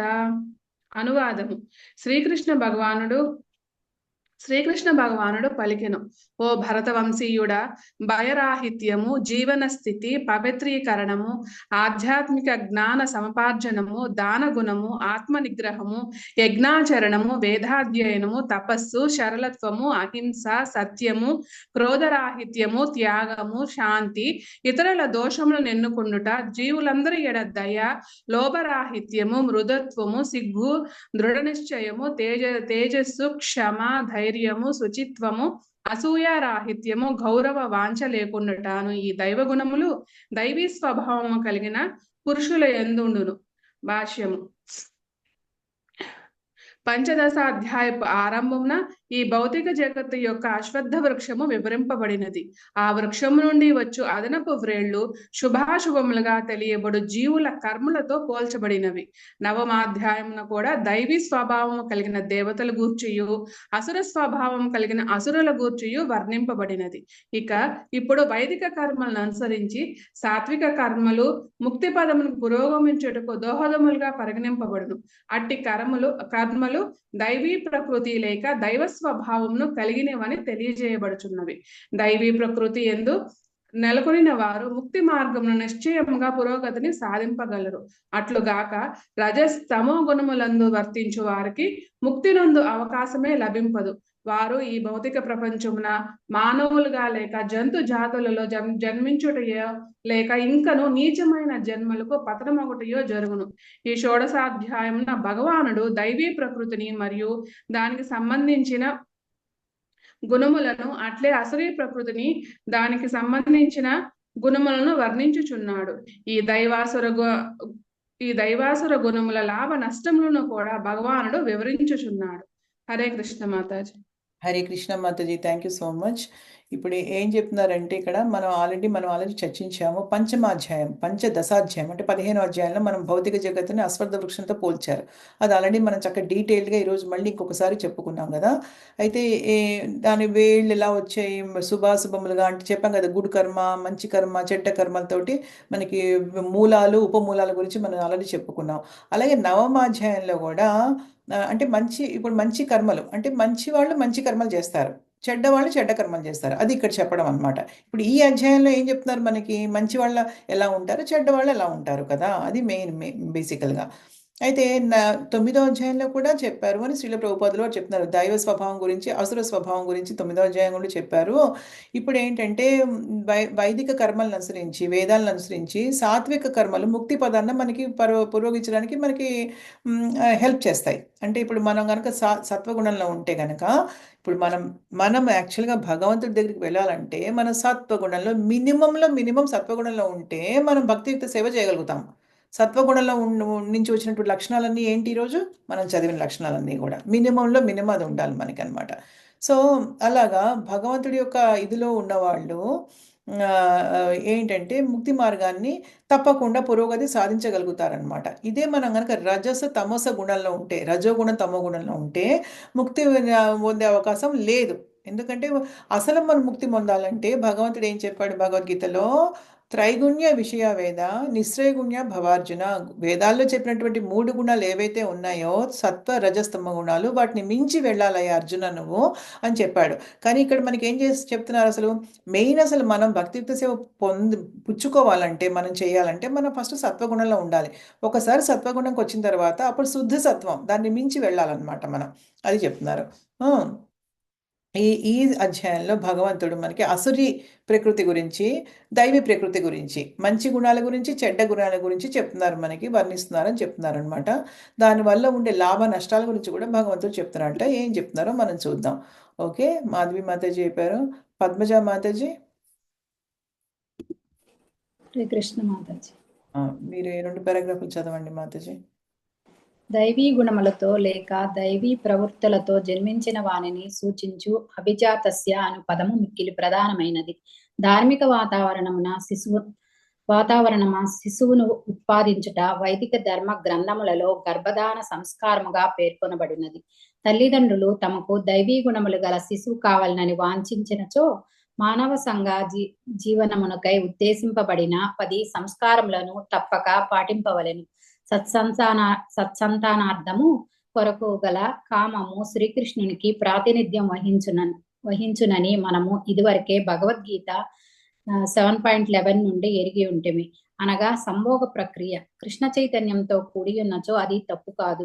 కనుక కృష్ణ చైతన్యవంతులై భక్తులు జంతువులైన శునకములు మార్జాలముల వలె సంతానమును పొందక సంతానమును జన్మించిన పిదప కృష్ణ చైతన్యవంతులగునట్లుగా తయారు చేయవలెను. కృష్ణ చైతన్యమునందు నెలకొనిన తల్లిదండ్రులకు జన్మించు సంతానము యొక్క అదృష్టమిదియే. సంఘము 4 వర్ణములు 4 ఆశ్రమములుగా విభజించు వర్ణాశ్రమ ధర్మ వ్యవస్థ మానవులను జన్మను బట్టి విభజించుటకు ఉద్దేశింపబడలేదు. అట్టి వర్ణాశ్రమ విభజన జ్ఞానమునకు సంబంధించినది. సమాజమును శాంతి సౌభాగ్యములతో విలసిల్లునట్లుగా చేయుటయే దాని ప్రయోజనము. ఇక్కడ తెలుపబడిన గుణలక్షణములు మానవుడి ఆధ్యాత్మిక అవగాహన నందు ప్రగతి సాధించుటకును భౌతిక జగత్తు నుండి విముక్తి నొందుటకును ఉద్దేశింపబడిన దైవ లక్షణములుగా వర్ణింపబడినవి.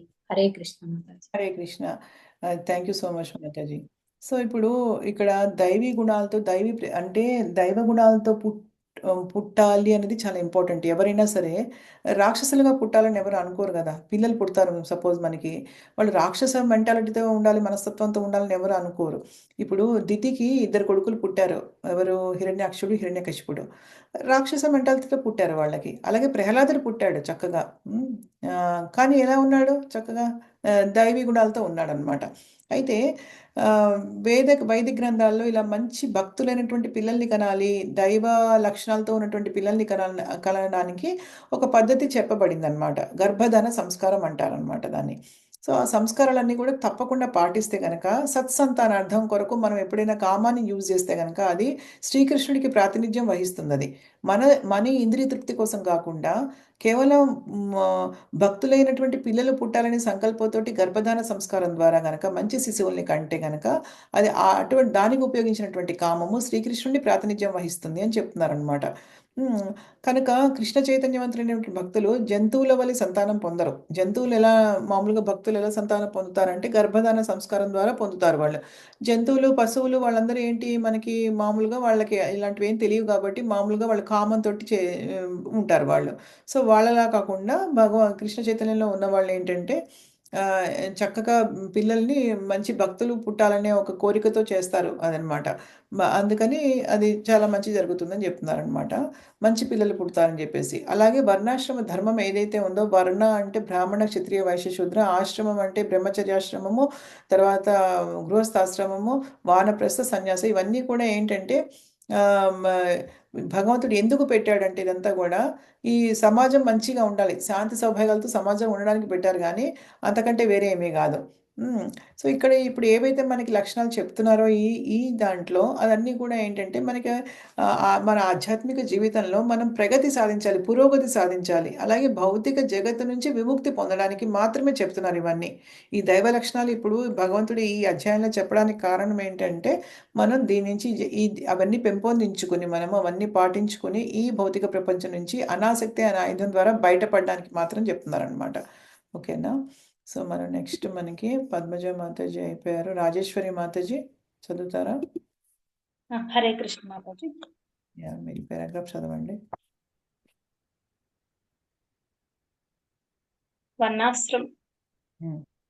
వర్ణాశ్రమ వ్యవస్థ యందు సన్యాసాశ్రమమునందున్న వ్యక్తి అన్ని వర్ణములకును ఆశ్రమములకును అధిపతిగా లేదా ఆధ్యాత్మికాచార్యునిగా పరిగణింపబడును. సమాజమునందరి 4 వర్ణముల వారికి అనగా క్షత్రియ, వైశ్య, శూద్రులకు బ్రాహ్మణుడు గురువుగా పరిగణింపబడును. వర్ణాశ్రమ వ్యవస్థ యందు అత్యున్నతుడైన సన్యాసి బ్రాహ్మణునికి కూడా ఆధ్యాత్మికాచార్యునిగా పరిగణింపబడును. అట్టి సన్యాసికి ఉండవలసిన మొట్టమొదటి అర్హత భయరాహిత్యము అనగా అభయం. సన్యాసికి అయిన వాడు ఎటువంటి సహాయము లేకుండా లేదా సహాయము గలదనడి హామీ లేకుండా ఒంటరిగా జీవించవలసి వచ్చుటయే అందుకు కారణము. అతడు కేవలము దేవాది దేవుని అనుగ్రహముపై ఆధారపడి జీవింపవలెను. ఎవరైనాను బంధములన్నింటినీ త్రెంచుకొనినచో నన్నెవరు రక్షింతురు అని భావించినచో అట్టి వారు సన్యాస జీవితమును స్వీకరింపరాదు. దేవాది దేవుడైన శ్రీకృష్ణుడు పరమాత్మ రూపమున అందరి హృదయములందు నెలకొని ఉన్నాడనియు సర్వమును అతడు వీక్షించుచున్నాడనియు ఎవరేది చేయదలుచుచున్నారో సమస్తమును అతడు ఎరుగుననియు ప్రతి ఒక్కరూ ఎరుగవలెను. శ్రీకృష్ణుడు పరమాత్మ రూపమున తనను శరణు పొందిన జీవిని తప్పక రక్షించునని ప్రతి ఒక్కరూ దృఢమైన విశ్వాసమును కలిగి ఉండవలెను. నేనెప్పుడును ఒంటరిగా నుండను. కీకారణ్యమున నేను వసించినను శ్రీకృష్ణుడు నాతో కూడియుండి నన్ను అన్ని విధములా రక్షించును అని ప్రతి ఒక్కరూ భావింపవలెను. అట్టి విశ్వాసమే అభయం లేక భయము లేకుండుట అనబడెను. అట్టి భయరాహిత్యమును మానసిక స్థితి అనునది సన్యాసాస్త్రమునందున్న వానికి అత్యంత అవసరము. జై హరే కృష్ణ మాత్రం. Thank you so much. మళ్ళీ వస్తాను, అందరి దగ్గరికి మళ్ళీ మళ్ళీ వస్తాను. చాలా ఉంది ఇది. సో ఇప్పుడు ఏంటంటే ఎంత బాగా చెప్పారంటే దీంట్లో ఫస్ట్ లక్షణం గురించి చెప్పారు, అభయం అని వచ్చింది కదా. అంటే భయం లేకుండా అది ఎవరికి ఎక్కువగా వర్తిస్తుంది అంటే సన్యాసాశ్రమంలో ఉన్న వాళ్ళకి ఎక్కువ వర్తిస్తుంది. ఇప్పుడు వర్ణాశ్రమ ధర్మంలో మనకి చెప్పుకున్నాం ఇందాక, అన్నిటికంటే హైయెస్ట్ ఏంటంటే సన్యాసులు. ఎందుకంటే వాళ్ళకి ఇంకా అటాచ్మెంట్ ఉండదు, వాళ్ళు 24/7 భగవంతుడి సేవ చేసుకుంటూ ఉంటారు కాబట్టి. సో వాళ్ళలో వాళ్ళు ఏంటంటే ఒంటరిగా జీవిస్తారు. ఒకప్పుడు నాకు గుర్తుందనమాట, మా ఆయన అన్నారు ఒకసారి ఏదో ప్రోగ్రామ్కి వెళ్ళాం అనమాట. అయితే ఒక జపా రిట్రీట్ అని జరిగేదనమాట. అక్కడ అందరం చాంటింగ్ 3 రోజులు అక్కడ ఉండేవాళ్ళము, చాంటింగ్లు అవి చేసుకునేవాళ్ళం, లెక్చర్లు అని మా ఆధ్యాత్మిక గురువుతో ఏర్పాటు చేసేవాళ్ళు. అప్పుడు వెళ్తే అప్పుడు ఏం జరిగిందంటే అందరం ఇంకా సరే అయిపోయిన తర్వాత ప్రోగ్రామ్ లంచ్ టైం అయింది. మామూలుగా లంచ్ టైం అయితే అందరం భక్తులందరూ కలుసుకుని మంచిగా లంచ్ తినడం అని చేస్తున్నాం అందరం. దూరంగా చూస్తే ఎక్కడో దూరంగా ఒక పూల తోటలా మామూలుగా ఉంది, కనిపిస్తుంది. అదే ప్రిమిసెస్లో ఒక టేబుల్ మీద పాప ఆయన ఒకరు తింటున్నారు అనమాట కూర్చుని. అంటే ఆయనకి ఏదో డైట్ ఉంటుంది, ఆకులు అలములు ఏవో ఉంటాయి వాటితో చేసినవి, ఇంకా కొన్ని ఏవో పిండిలు కొన్ని యూజ్ చేసి చాలా డైటరీ రెస్ట్రిక్షన్స్ ఉంటాయి వాళ్ళకి. సో అది తింటుంటే మా ఆయన అన్నారు అప్పుడు, మా హస్బెండ్, నిజంగా సన్యాసి జీవితం ఎంత కష్టం కదా, ఎంత ఒంటరిగా ఫీల్ అవుతూ ఉంటారు కదా అంటే నాకు నవ్వు వచ్చింది. వాళ్ళు ఒక్కళ్ళే కూర్చొని తింటున్నారు కదా పాపము, నిజంగా మనం చూడు ఇంతమందితో ఇలా కలుస్తున్నాం అంటే నాకు అప్పుడే ఉంది జ్ఞానం కొంచెం. నాకు ఎంత నవ్వు వచ్చిందంటే, వాళ్ళ కృష్ణుడు ఉన్నాడు కదా అన్నా నేను వెంటనే. నిజంగా ఎందుకంటే వాళ్ళకి ఇప్పుడు ఇక్కడికి చెప్తుందంటే నాకు అదే గుర్తొచ్చింది అనమాట. వాళ్ళకి అసలు కృష్ణుడు తప్పితే ఇంకేమీ లేదు ఈ ప్రపంచంలో. వాళ్ళు 24/7 కృష్ణుడు సేవ చేస్తున్నప్పుడు మనం 24/7 ఏం చేయకపోయినా మనకి మాట్లాడితే చాలాసార్లు మీరు అందరూ చేస్తున్న హరే కృష్ణ వస్తూనే ఉంటుంది నోట్లోంచి. మనం కాస్త చాంటింగ్ చేస్తే చాలు మనకు అదే వస్తూ ఉంటుంది. పొద్దున్న లేచిన దగ్గర నుంచి చాంటింగ్ ఎప్పుడు చేస్తాము, మన రౌండ్లు ఎప్పుడు ఫినిష్ అప్ చేస్తామో ఇదే ఆలోచిస్తూ ఉంటాము. ఇంకా సన్యాసుల గురించి ఆలోచించండి, ఇంకా వాళ్ళకి 24/7 దాంట్లోనే ఉంటారు. ఎటువంటి ఫ్యామిలీ అటాచ్మెంట్స్ లేవు, ఏమీ లేవు. ఇంకా భగవంతుడు తప్పితే ఎవరు గుర్తుంటారు?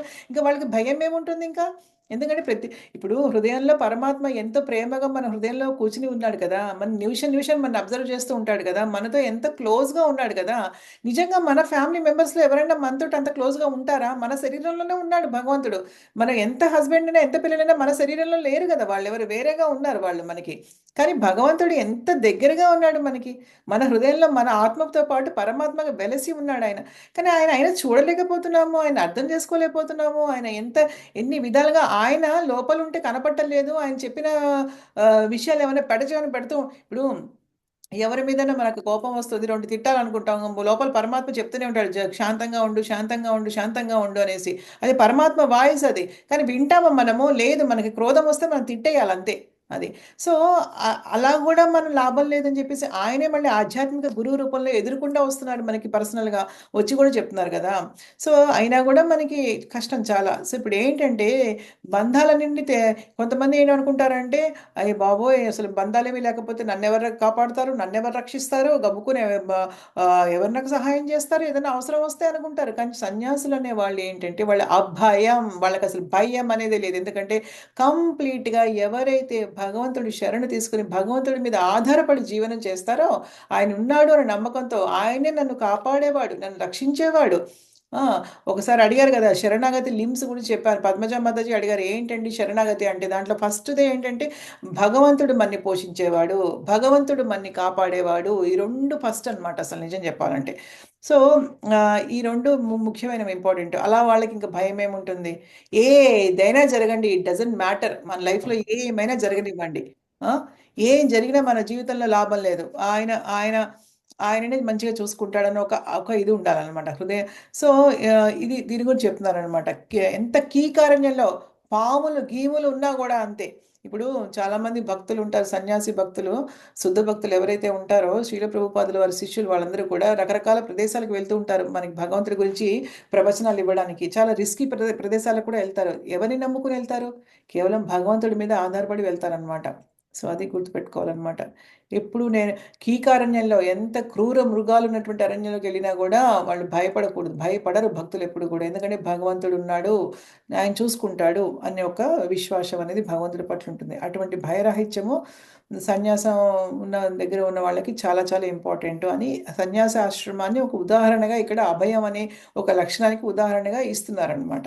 అది నెక్స్ట్ రాజేశ్వరి మాతాజీ చదివారు కదా. రత్నమాల మాతాజీ చదువుతారా? రత్నమాల మాతాజీ చదువుతాను మాత. చదవండి అమ్మా. హరే కృష్ణ. హరే కృష్ణ. ఈ సత్వ సంశుద్ధి గురించి చదవండి.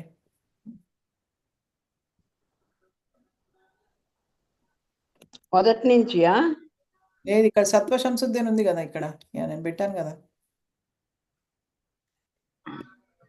ఇక్కడ. Okay okay. హరే కృష్ణ. హరే కృష్ణ. సత్వ సంశుద్ధి పిమ్మట సన్యాసి తన జీవితమును పవిత్రం చేసుకునవలెను. సన్యాసాశ్రమం నందు పాటింపవలసిన నియమ నిబంధనలు అనేకము కలవు. సన్యాసికి స్త్రీలతో ఎట్టి సన్నిహిత సంబంధమును కలిగి ఉండరాదన్న నియమము అన్నింటిలోకి మిక్కిలి ప్రధానమైంది. ఏకాంత ప్రదేశమున స్త్రీతో సంభాషించుట అతనికి నిషేధింపబడినది. శ్రీ చైతన్య మహాప్రభు ఆదర్శవంతుడైన సన్యాసి. అతడు జగన్నాథ పూరీ క్షేత్రం నందు నివసించుచున్నప్పుడు భక్తులైన స్త్రీలు ప్రణామములు అర్పించుట కొరకు కూడా అతని సమీపమునకైనా వచ్చేవాడు కాదు. దూరం నుండి ఏ ప్రణామములు అర్పింపవలనని వారు ఆదేశింపబడేవారు. ఇది స్త్రీ జాతిపై అతనికి ద్వేషం కలదంటకు చిహ్నం కాదు. సన్యాసి అయిన వాడు స్త్రీతో సన్నిహిత సంబంధమును కలిగి ఉండకూడదనే నియమమును విధించుటే దాని ఉద్దేశము. మానవులు తమ జీవితమును పవిత్రీకరించుకుంటకు వర్ణాశ్రమ ధర్మములను అనుసరించి తీరవలను. స్త్రీలతో సన్నిహిత సంబంధములు మరియు ఇంద్రియ తృప్తి కొరకే ధర్మను కూడబడినటువంటివి సన్యాసికి నిషేధములు. పైన తెలిపినట్లు శ్రీ చైతన్య మహాప్రభు ఆదర్శ సన్యాసి అయినందున అతడు స్త్రీల విషయమున కఠిన నియమములను పాటించినని వారి జీవితం నుండి మనకు తెలియచున్నది. అయితే మహాప్రభువు పతిత జీవితులందరినీ ఉద్ధరింపగల దేవాది దేవుని పరమ ఔదార్య అవతారముగా పరిగణింపబడినను వారు సన్యాసాశ్రమున స్త్రీ సాంగత్యమునకు సంబంధించిన నియమ నిబంధనలు ఖచ్చితంగా పాటించిరి. మహాప్రభువు యొక్క అంతరంగిక సహచరులలో ఒకరైన చోటా హరిదాసు ఒకప్పుడు ఒక యువతి వంక మోహదృష్టితో చూచుటిచే వారు వెంటనే అతన్ని తన అంతరంగిక సహచర బృందం నుండి బహిష్కరించిరి. సన్యాసి లేదా భౌతిక ప్రకృతి బంధముల నుండి విముక్తిని వాంఛించిన వానికి ఆధ్యాత్మిక ప్రవృత్తికి తనను ధరించుకొని భగవద్ధామను చేరుటకు యత్నించు మానవునికి కాంతాకనకములపై దృష్టి తగదు. వాటిని అనుభవించుటయే కాదు, అటువంటి దృష్టి కూడా నిషేధింపబడినది. అట్టి భావన కలిగిన వాడు ధర్మరహితమైనటి కోరికలకు బలి అగుటకు మునిపే ఆత్మహత్యను చేసుకుంటా మేలు అని ఆయన పలికిరి. ఇవి ఏ జీవితంలో పవిత్రీకరించుకును విధానములు. హరే కృష్ణ. థ్యాంక్ యూ మాతాజీ. Thank you. హరే కృష్ణ మాత. హరే కృష్ణ. సో ఇక్కడ మనకి రెండో లక్షణం గురించి చెప్తున్నారు, సత్వ సంశుద్ధి. సత్వ సంశుద్ధి అంటే మన ఉనికిని పవిత్రం చేసుకోవాలి. దీనిలో కూడా మళ్ళీ ఎగ్జాంపుల్ సన్యాసిని ఇస్తున్నారు, ఎందుకంటే సూట్ అవుతుంది కాబట్టి. సన్యాసాశ్రమంలో ఏం చేయాలి, ఎంత కఠినంగా ఉండాలనేది మనకి యాక్చువల్గా శ్రీ చైతన్య మహాప్రభు ద్వారా మనకి తెలియచెప్పారు. చైతన్య మహాప్రభు ఎంతో స్ట్రిక్ట్గా ఉండేవారట. ఆయన అసలు సన్యాసి చాలా స్ట్రిక్ట్ అనమాట. అసలు ఆయన అసోసియేట్స్ అందరూ, ఆయనతో ఉండే పార్షదులందరూ కూడా అంతే స్ట్రిక్ట్గా ఉండేవాళ్ళు అనమాట. దూరం నుంచి దండం పెట్టాలి కానీ ఆయన దగ్గరికి కూడా లేడీస్ వెళ్ళడం అంటూ లేదు, స్త్రీలు వెళ్ళడానికి లేదనమాట. ఆయన ఎందుకు అలా చేశారంటే స్త్రీలపై ద్వేషంతో కాదు, ఏంటంటే సన్యాసాశ్రమం అంటే ఒక సన్యాసి ఎలా ఉండాలి అన్నదానికి ఒక ఉదాహరణ చూపించడానికి ఆయన ఇలా చేశారని చెప్తున్నారనమాట. సో సన్యాసికి ఇంకోటి ఏంటంటే, ఒకటి చైతన్య మహాప్రభుకి ఒక మంచి అంతరంగికుడు ఉండేవాడు అనమాట, చోటా హరిదాస్ అని చెప్పి. చైతన్య చరితామృతంలో ఉంది ఇదనమాట. అయితే అతను అతను ఒకసారి ఏదో పొరపాటున ఎవరో ఏదో పంపిస్తే ఒక ఆడవాళ్ళ దగ్గర నుంచి ఏదో ప్రసాదం తీసుకురావడానికో ఎక్కడికో ఏవో తీసుకురావడానికి వెళ్తాడు.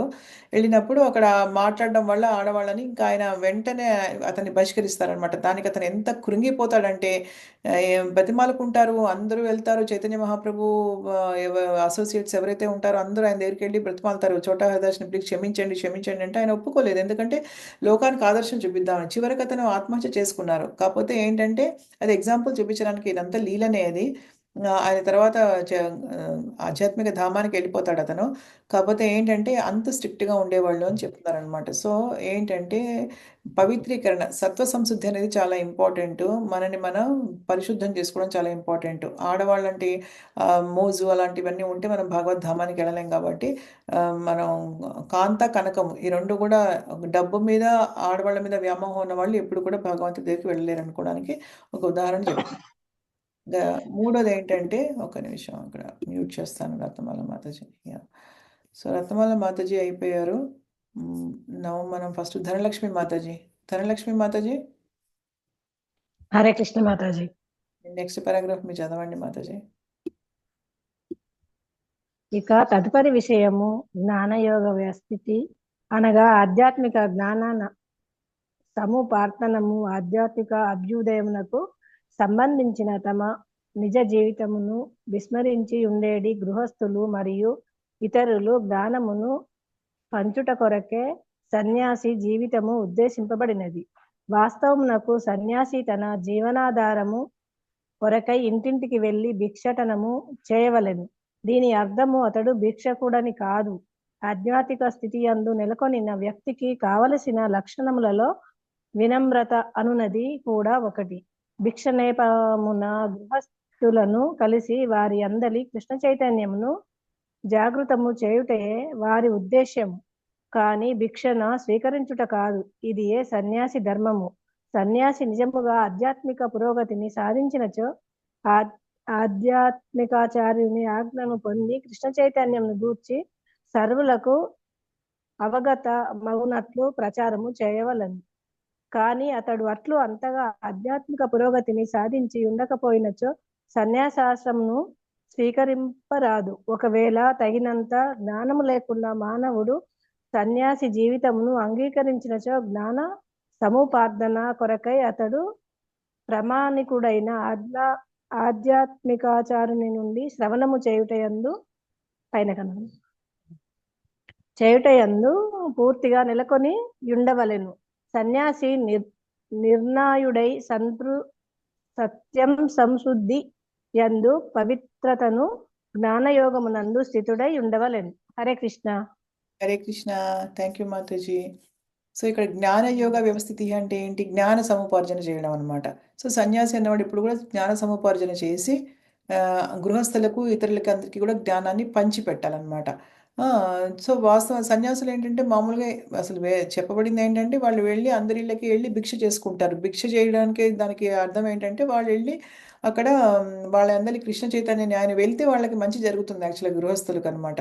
వాళ్ళ దగ్గర నుంచి భిక్ష తీసుకోవడం ద్వారా వాళ్ళ బ్లెస్సింగ్స్ వాళ్ళకు ఉంటాయి. సో వాళ్ళకి వాళ్ళకి ఆధ్యాత్మిక పురోగతిని జరుగుతుందని కూడా చేస్తున్నారనమాట. సో అలాగా సో సన్యాసి అన్నవాడు ఆధ్యాత్మిక ఆచార్యుని యొక్క ఆజ్ఞను పొంది కృష్ణ చైతన్యంలో సర్వులకు ప్రచారం చేయాలి. ఇప్పుడు చాలామంది శ్రీల ప్రభుపాద ఉన్నారు కదా, శ్రీల ప్రభుపాద డిసైపుల్స్ శిష్యులు చాలామంది అలాగే చేస్తారు. సన్యాసులందరూ కూడా ప్రపంచమంతా తిరుగుతూ కృష్ణుడి గురించి చెప్తూ ఉంటారు అందరికీ అనమాట. సో ఎవరికైతే అంత ఆధ్యాత్మిక పురోగతి లేదో వాళ్ళు మాత్రం సన్యాసాశ్రమం స్వీకరించొద్దు అని చెప్తున్నారు. సన్యాసాశ్రమం స్వీకరించి చాలా స్ట్రిక్ట్గా ఉండాలి, చాలా నియమాలు పాటించాలి, చాలా స్ట్రిక్ట్గా ఉండాలి. తగినంత జ్ఞానం లేకుండా మానవుడు సన్యాసాశ్రమం తీసుకోకూడదు అని చెప్తున్నారనమాట. సో సన్యాసి ఎప్పుడు నిర్భయుడై, భయమేమి లేకుండా అంటే తన ఉనికిని పవిత్రం చేసుకుంటూ జ్ఞానయోగం స్థితిలో ఉండాలంటే జ్ఞానం తెలుసుకుని ఆ జ్ఞానాన్ని అందరికీ పంచాలి అని చెప్తున్నారు. సో దాన్ని జ్ఞాన సముపార్జన అని దాని గురించి మనం చెప్పుకున్నాము. ఇప్పుడు కమలా మాతాజీ మీరు చదవండి. దానము చిన్నగా, దానము నెక్స్ట్ దమము, ఈ రెండు గురించి చదవండి మీరు, 2 లక్షణాలు. ఓకే మాతాజీ.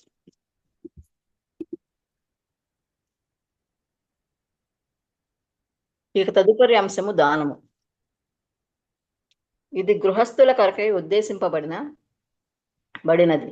గృహస్థులు ధర్మ మార్గమున జీవనాధారం కొరకై ధనమును సంపాదించుచు వచ్చిన రాబడిలో సగం కృష్ణ చైతన్యమును ప్రపంచమంతటా ప్రచారం చేయుటకు వినియోగింపవలను.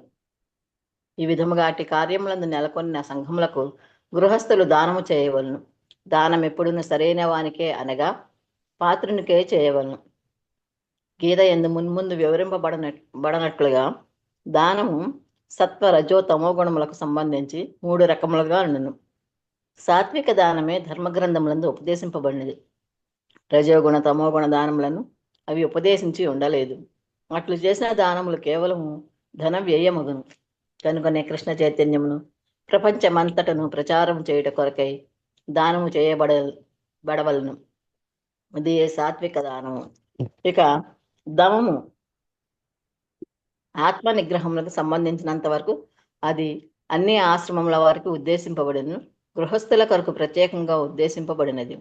భార్య యునను గృహస్థుడు అనవసరముగా సంభోగము కొరకై ఇంద్రియములను వినియోగింపరాదు. దాన్ని కేవలం సంతానమును పొందుట కొరకై వినియోగింపవలను. ఈ విషయమున గృహస్థులకు నియమ నిబంధనలు అనేకము కలవు. సంతానమును వాంఛింపనిచో గృహస్థుడు సంభోగ జీవితమును త్యజింపవలను. నేటి ఆధునిక సమాజమున మానవుడు సంతానపు బాధ్యత నుండి విడివడుటకై గర్భ నిరోధక విధానములతో గాని అంతకంటే అసహ్యకరమైన పద్ధతుల ద్వారా గాని సంభోగ సుఖమును అనుభవించుతున్నారు. ఇది అసూరి ప్రవృత్తికి సంబంధించినదే కానీ దైవ గుణములకు సంబంధించినది కాదు. గృహస్థుడైన వాడు ఆధ్యాత్మిక జీవితంన పురోగతి సాధింపదలచినచో సంభోగ జీవితం నియంత్రింపవలను. అతడు కృష్ణ సేవ ప్రయోజనార్థము కానిచో సంతానమును అతడు పొందరాదు. కృష్ణ చైతన్యము గల సంతానమును అతడు పొంద సమర్థ. ఆల్ఫాబెటిక్ ఆర్డర్లో మానవుడు వందల కొలది సంతానమును ఉత్పాదింపవచ్చును. కానీ అట్టి సామర్థ్యము లేకుండా అతడు ఇంద్రియ తృప్తి కొరకు మాత్రమే దాంపత్య జీవితంను అనుభవించరాదు. హరే కృష్ణ మాతాజీ. హరే కృష్ణ. సో దానం గురించి చెప్పారు ఇక్కడ. దానం ఎలా చేయాలి, అది సరైన ప్లేస్లో సరైన టైంకి సరైన వ్యక్తులకి ఇవ్వాలి దానం అంటే. అంతేగాని మన ఇష్టం వచ్చినట్టు దానం చేస్తే దానివల్ల ఏం ఫలితం ఉండదని చెప్తున్నారనమాట. సో ఎలా అయితే దానం గురించి ఎవరి కెపాసిటీ బట్టి వాళ్ళు మామూలుగా ఇక్కడ చెప్పేది ఏంటంటే, మనకు వచ్చిన దాంట్లో సగం రాబడి కృష్ణ చైతన్యం కోసం ప్రచారం చేసే దానిలో వినియోగించాలి అని చెప్తున్నారనమాట. దాన్ని ఎవరైతే ప్రచారం చేస్తున్నారో వాళ్ళకి ఇవ్వాలి మనం. అది వాళ్ళు కరెక్ట్గా యూజ్ చేస్తారు, అది తప్పుగా యూజ్ చేయరు వాళ్ళు. దానివల్ల మనకి కూడా లాభం ఉంటుందన్నమాట.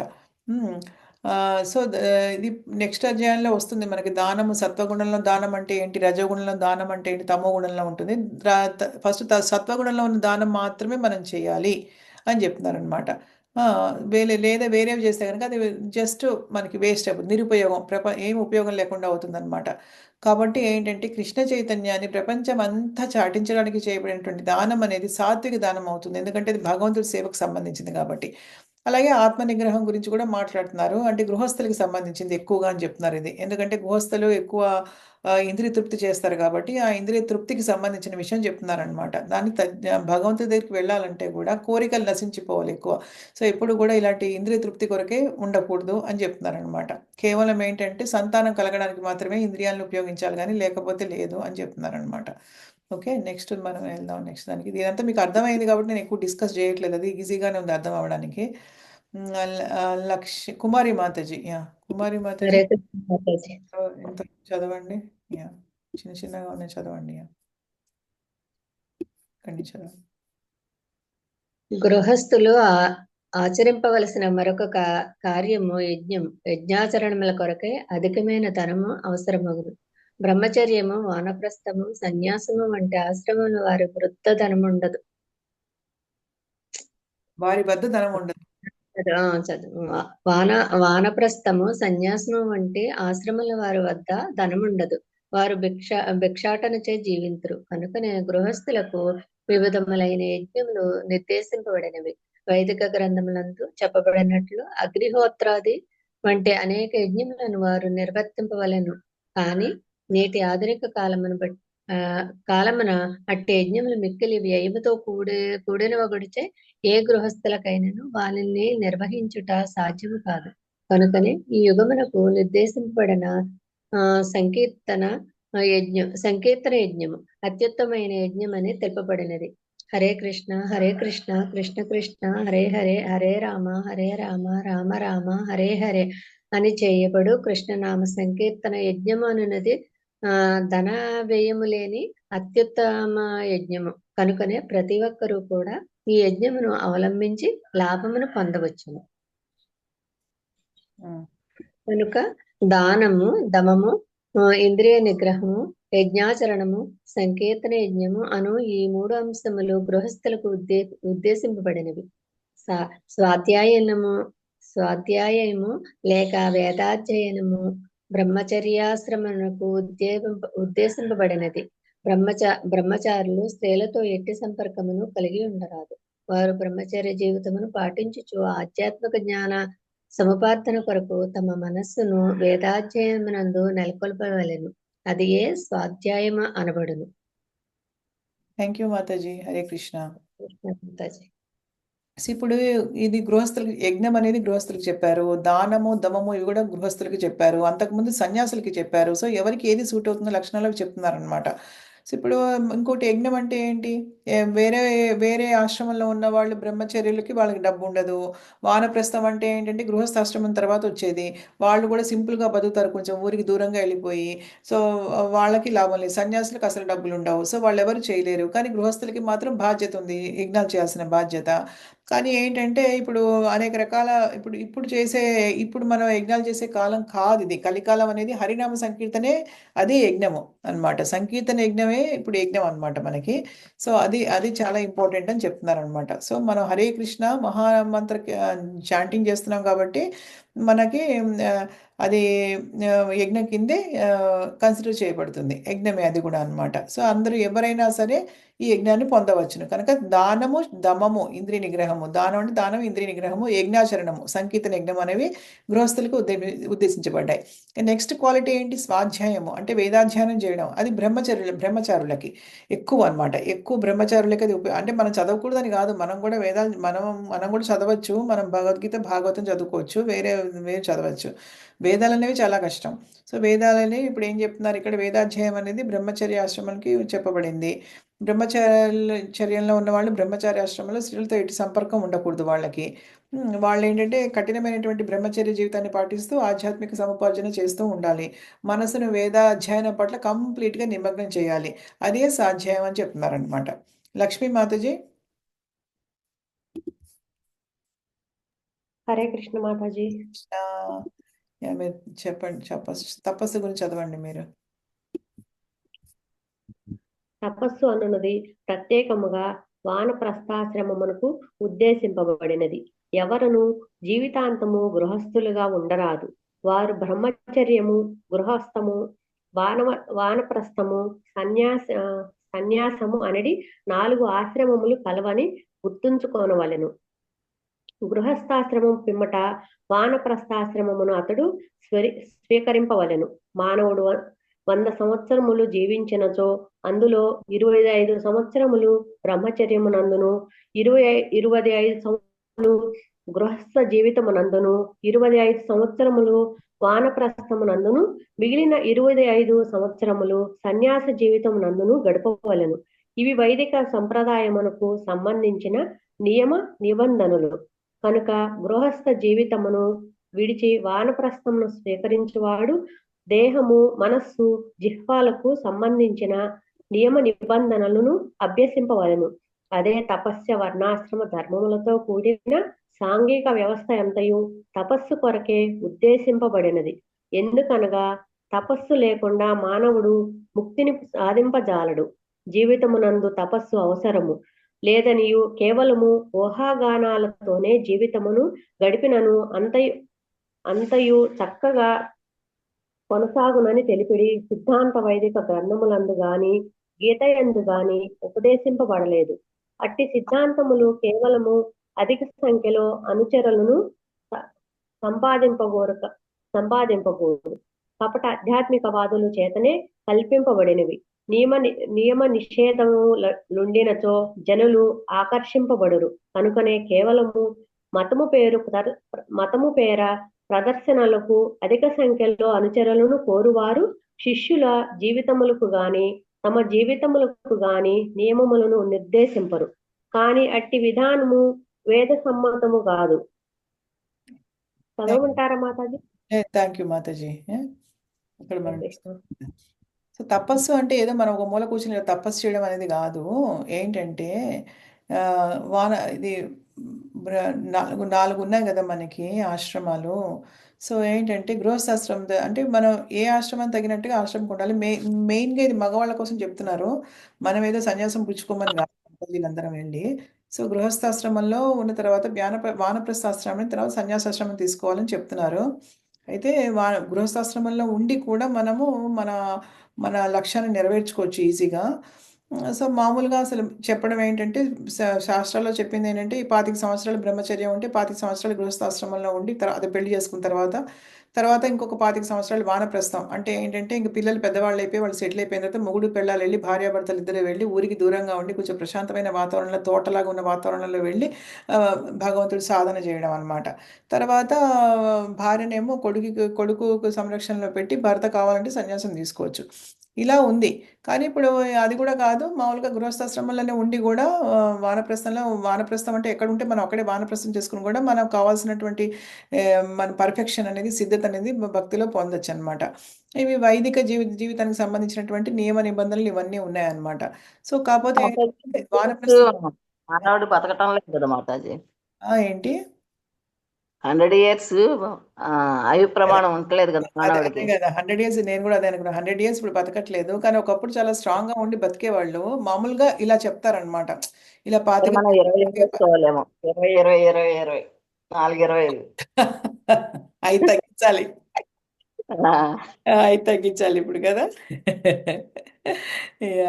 సో నిజమే. అయితే ఏంటంటే ఎవరెన్నాళ్ళు బతుకుతారో తెలియదు మనకి ఇప్పుడు ఇవన్నీ కదా. జనరల్గా అలా చెప్తారనమాట. కానీ ఏంటంటే మనం అవన్నీ కూడా ఏం చేయగల గృహస్థ జీవితంలోనే ఉండే మనం చక్కగా మనం అన్ని పాటించుకుని చక్కగా మన ఇంట్లో మనం ఉంటూ భక్తి జీవితాన్ని మనం సిద్ధత పొందొచ్చు. అయితే ఇక్కడ ఏం చెప్తున్నారంటే కాకపోతే గృహస్థ జీవితాన్ని వదిలిపెట్టి వానప్రస్థం స్వీకరించే వాళ్ళు చాలా నియమ నిబంధనలన్నీ కూడా అభ్యసించాలి. దాన్ని తపస్య అంటారు. తపస్య అంటే మనం ఏదో వెళ్ళిపోయి ఏదో తపస్సు చేయడం కాదు. మునులు సేజులు చేసినట్టు వాళ్ళందరూ చేసినట్టు కాకుండా తపస్య అంటే ఏమి లేదు, కొన్ని నియమాలు పాటించడానికి తపస్య. అదే ఒక గొప్ప తపస్సు అనమాట. అదే చెప్తున్నారు అనమాట. సో దీని గురించి ఇది మనకి ఎక్కువగా దానికి మనకి అప్లై అవ్వదు కాబట్టి నేను దీని గురించి పెద్ద ఎక్కువ డిస్కస్ చేయట్లేదు. సో మనం ఆడవాళ్ళ మాతాజీలు అందరం ఉన్నాం. అప్పుడు ప్రభుజీలైనా సరే మనం కొంచెం సన్యాసం అవన్నీ పుచ్చుకోక్కర్లేదు. గృహస్థాశ్రమంలో ఉండి మనం చక్కగా అంటే దానికి అర్హత ఉండాలి, దానికి క్వాలిఫికేషన్ ఉండాలి. ఇష్టం వచ్చినట్టు కాదు కదా. సన్యాసాశ్రమం తీసుకుంటే దానికి అన్ని రెడీ అయి తీసుకోవాలి అలాగనమాట. సో అది చెప్తున్నారు ఇక్కడ. లక్ష్మీ మాతాజీ చెప్పిన మాధవి మాతాజీ మీరు చదవండి. హరే కృష్ణ. ఏంటంటే ఆర్జవం ఒకటి అహింస ఒకటి చదవండి. చిన్నగా ఉంది కాబట్టి ఆర్జవము. ఓకే. బ్రాహ్మణ లక్షణమైన ఆర్జవమునకు సంబంధించినంత వరకు ఏదో ఒక ఆశ్రమమునకు చెందిన వారికే కాకుండా బ్రహ్మచర్య, గృహస్థ, వానప్రస్థ, సన్యాసాశ్రమములకు చెందిన ప్రతి ఒక్కరూ ఈ నియమములను అనుసరింపవలెను. ప్రతి ఒక్కరకు సరళమును రుజు స్వభావమును కలిగి ఉండవలెను. అహింస అనగా ఏ జీవుని అభ్యుదయ జీవితమును ఆటంకపరచుకుండుట, దేహము చంపబడినను ఆత్మ నశింపనందున జిహ్వాతృప్తి కొరకై జంతువులను వధించుట ఎందు ఎట్టి హాని లేదని ఎవరును భావింపరాదు. ధాన్యములు, ఫలములు, పాలు సమృద్ధిగా లభించుచున్నను ప్రజలు ఇప్పుడు మాంసభక్షణమునకు అలవాటు పడి ఉన్నారు. వాస్తవమునకు జంతువులను చంపనవసరం ఏమాత్రము లేదు. ఇది అందరి కొరకై విధింపబడిన నియమము. మరొక గత్యంతరము లేక జంతువును చంపవలసి వచ్చినను దాని యజ్ఞం నందు అర్పింపవలెను. ఏమైనను మానవులకు తగినంత ఆహారము లభించుచున్నప్పుడు ఆధ్యాత్మిక అనుభూతి మార్గమునందు పురోగతి సాధింపగోరు వారు జంతువుల పట్ల ఎట్టి హానిని తలపెట్టరాదు. పైన తెలుపబడినట్లు జీవ పరిణామ అభ్యుదయమునకు ఆటంకము రాడనుటయే అహింస యొక్క నిజమైన అర్థము.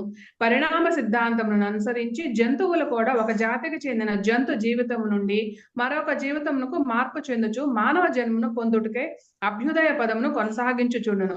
ఒకవేళ అవి చంపబడినచో వాని అభ్యుదయమునకు ఆటంకము కలుగును. జీవుడు జంతు దేహంలో నిర్ణయింపబడినంత కాలము జీవింపకనే చంపబడినచో తిరిగి ఆ నిర్ణీత సమయమును పూర్తి చేయుటకు అదే జంతు జన్మమును ప్రవేశింపవలసి వచ్చును. అటు పిమ్మటనే జీవుడు ఉన్నతమైన మరొక జాతి దేహమును పొందగలదు. కనుకనే మానవుడు తన జిహ్వాతృప్తి కొరకే వాటి అభ్యుదయమునకు ఆటంకము కలిగింపరాదు. ఇదియే అహింస అనబడును. హరే కృష్ణ మాతాజీ. ఇప్పుడు ఒక కొత్త పాయింట్ చెప్పారు దీంట్లో, అదేంటో చెప్పుకుందాము. ఆర్జవం అంటే ఏంటి? సరళత్వము, రుజు స్వభావాన్ని కలిగి ఉండాలి. కఠినమైనటువంటి హృదయం ఉండకుండా కొంచెం సరళంగా ఉండాలి, మంచి స్వభావం కలిగి ఉండాలి. ఇది అన్ని వర్ణాల వాళ్ళకి చెందుతుంది. అన్ని ఆశ్రమాల వాళ్ళకి, బ్రహ్మచర్యకి, గృహస్థ, వానప్రస్థ, సన్యాసం, ఎవరికి అందరికీ ఒకటే పద్ధతి. ఇంకా అహింస అంటే మనకు తెలుసు అనమాట. మన జీవతృప్తి కొరకే వేరే జంతువుల్ని వధ చేయడం రాదు అని చెప్తున్నారు. అంటే ఏంటి, కొంతమంది ఏమనుకుంటారంటే, ఇప్పుడు ఈ భగవద్గీత చదివిన తర్వాత కూడా కొంతమంది ఏమనుకుంటారంటే, అంటే ఆత్మకి చావు లేదు కదా, మనం చంపేది శరీరాన్నే కదా, కాబట్టి ఏముంది తింటే అని అనుకునే వాళ్ళు ఉన్నారు. కాబట్టి అలా భావించకూడదు. మనకి ధాన్యాలు, ఫలాలన్నీ సమృద్ధిగా మనకి లభిస్తున్నప్పుడు మనం మాంసభక్షణ ఎందుకు చేయాలి? వేరే జీవుల్ని చంపి వాళ్ళకి హాని చేసి వాళ్ళకి బాధ కలిగించాల్సిన అవసరం లేదు. ఇది అందరి కోసం ఉన్నటువంటి నియమం అని చెప్తున్నారు కదా. అయితే ఇంకొకటి ఏంటంటే, మరీ గత్యంతరం లేనప్పుడు ఎప్పుడైనా ఇంకా అనుకుంటే అప్పుడు బలి చేస్తారు కదా కొంతమంది గ్రామాల్లో. అట్లా కాళికాదేవికి అలా ఎవరో బలి చేసి అలా అగ్నంలో అర్పించి తింటే ఓకే, అది కూడా ఏమీ లేనప్పుడు తినడానికి. అయితే ఎవరైనా సరే ఆధ్యాత్మిక పురోగతి సాధించాలంటే మాత్రము జంతువుల పట్ల ఎటువంటి హాని చేస్తే, ఎందుకంటే వాళ్ళు కూడా ఇప్పుడు మనం అర్థమైపోతుంది మనకి కదా, వాళ్ళు కూడా మనలాంటి ఆత్మలే, ఆ శరీరంలో పెట్టబడ్డారు. ఇప్పుడు కొత్తగా ఇప్పుడు చెప్పినటువంటి పాయింట్ ఏంటంటే, ఇన్నాళ్ళు మనం కొత్తగా చెప్పుకునే పాయింట్ ఏంటంటే, ఇప్పుడు జీవి పరిమాణ అభ్యుదయం ఉంటుంది. అంటే పరిమాణ సిద్ధాంతం అంటారు దీన్ని. అంటే ఇప్పుడు ఏంటంటే, మనకి మానవ జన్మ ఉంది ఓకే, కానీ వేరే జీవులకి, ఎవరికైతే మామూలుగా వేరే జీవులు ఉన్నారో వాళ్ళందరికీ ఏంటంటే, వాళ్ళు జంతు శరీరాల్లో ఉన్నారు. ఆ ఆత్మ జంతు శరీరాల్లో ప్రవేశపెట్టబడింది కదా. వాళ్ళకి పరిణామ సిద్ధాంతం ఎలా జరుగుతుందంటే, పరిణామ సిద్ధాంతము ఒక సపోజ్ ఒక ఊరికే చెప్తున్నాను నేను, కానీ కరెక్ట్గా నాకు తెలియదు కానీ బట్ ఊరికే చెప్తాను. అంటే ఇప్పుడు ఎలుక ఉందనుకోండి, ఎలుక చనిపోతే నెక్స్ట్ జన్మ పిల్లి ఎత్తాలి. అలా అలా అలా పరిణామ సిద్ధాంతం, ఒక దంచెలాగా. తర్వాత పిల్లి చనిపోతే కుక్క శరీరం, కుక్క చనిపోతే నక్క చనిపోతే ఇంకా అలా చిన్న చిన్న జంతువుల నుంచి పెద్ద పెద్ద జంతువుల వరకు అన్నిటికీ వెళ్ళాలి వాళ్ళు. అంతేగా జంతు శరీరం ఒకసారి వచ్చిందంటే మనకు 84 లక్షల జీవరాశులు ఉన్నాయి కాబట్టి అవన్నీ ఎత్తిన తర్వాత కానీ మళ్ళీ మానవ జన్మ అనేది రాదు కదా. సో అయితే వాళ్ళు అలా ఎత్తుతున్నప్పుడు సపోజ్ ఒక కోడినో ఒక మేకనో మనం వాళ్ళ అభ్యుదయాన్ని, అంటే ఇప్పుడు ఒక కోడే ఉంటే ఆ కోడి ఆ సోలు, ఆత్మ ఆ కోడి శరీరంలో ఎన్నాళ్ళు ఉండాలనేది ఒక లెక్క ఉంటుంది. భగవంతుడికి ప్రకారం ఒక లెక్క ఉంటుంది. అన్నాళ్ళు ఉంటేనే ఆ కోడి జన్మలో దాని యొక్క కర్మ తీరుతుంది అనమాట. ఓకేనా? అలాంటప్పుడు మనం మధ్యలోనే దాన్ని మనం నరికేసి కనుక మనం మాంసాహారం భుజిస్తే కనుక దాని యొక్క అభ్యుదయాన్ని, దాని యొక్క పరిణామ సిద్ధాంతంలో దానికి చక్కగా వెళ్తుంది. నెక్స్ట్ దాని కర్మ అనుభవించి వెళ్ళేదాన్ని మనం ఆపేస్తున్నాం. అప్పుడు ఏం చేయాలి? మళ్ళీ ఏం చేయాలి పాపం ఆ కోడి? మళ్ళీ ఆ ఆత్మ ఏం చేయాలి? మళ్ళీ కోడి శరీరం ధరించాలి. లేదంటే ఏమవుతుంది? దాన్ని చంపకుండా ఉంటే అది ఆ జన్మ కంప్లీట్ చేసేసుకుంటే, దాని కర్మ ఆ బాడీలో, ఆ శరీరంలో దాని కర్మ సమాప్తి చేసుకుంటే నెక్స్ట్ దానికి వెళ్ళిపోతుంది. నెక్స్ట్ వేరే జీవికి వెళ్ళిపోతుంది. లేదు అంటే దాన్ని మనం అక్కడ ఆపేస్తున్నాం. దానివల్ల మనకి కూడా మళ్ళీ కర్మ ఉంటుంది. ఇంకా హింస చేస్తున్నాం అదొకటే కాకుండా మళ్ళీ దానివల్ల కూడా ఇంక కొంచెం కర్మ సంపాదించుకుంటున్నాం మనం అనమాట. సో అది మళ్ళీ పాపం లేదు అంటే అది చెప్పాను కదా, మళ్ళీ మళ్ళీ దానికి పాపం మళ్ళీ ఆ జన్మ ఎత్తి ఆ మిగిలిపోయిన కర్మ ఏదంటుందో మళ్ళీ అది కూడా ఫినిష్ అప్ చేయాలన్నమాట. ఇది చాలా కొత్త విషయం, నేను విన్నాను ఫస్ట్ టైం ఇది. మొన్న ఇక్కడ కూడా చెప్పాను మా ఇన్ పర్సన్ భక్తి వృక్షాలలో, ఇది నేను ప్రిపేర్ అవుతున్నప్పుడు ఈ కొత్త విషయం నాకు తట్టిన తర్వాత అప్పుడు నేను అక్కడ కూడా చెప్పాను అనమాట ఆ విషయాన్ని. అది కూడా జరుగుతుందని. ఎందుకంటే ఇక్కడ కూడా ఉన్నారు కొంచెం ఒకళ్ళిద్దరు తినేవాళ్ళు. సో వాళ్ళకి నేను చెప్పాను ఈ కొత్త విషయం అని నాకు అర్థమైందనమాట. సో అందుకని ఇక్కడ శ్రీల ప్రభుపాదులు వారు ఏం చెప్తారంటే మానవ జన్మను పొందుటకై అభ్యుదయ పదమున కొనసాగుతూ ఉంటారు వాళ్ళు పాపం. మానవ జన్మ వాళ్ళకు కూడా రావాలి, మనకు వచ్చినట్టు పాపం వాళ్ళకు కూడా రావాలి కదా. కాకపోతే వాళ్ళని మధ్యలో ఆపేస్తున్నాం మనం. మళ్ళీ మళ్ళీ జన్మలు ఎత్తాలి, మళ్ళీ ఇంకెవరైనా చంపేస్తే మళ్ళీ మళ్ళీ అదే జన్మని కంటిన్యూ చేయాలి. సో ఇది కూడా వాళ్ళకి పాపం నిజం చెప్పాలంటే ఒక ఆటంకం కలుగుతుంది అని చెప్తున్నారనమాట.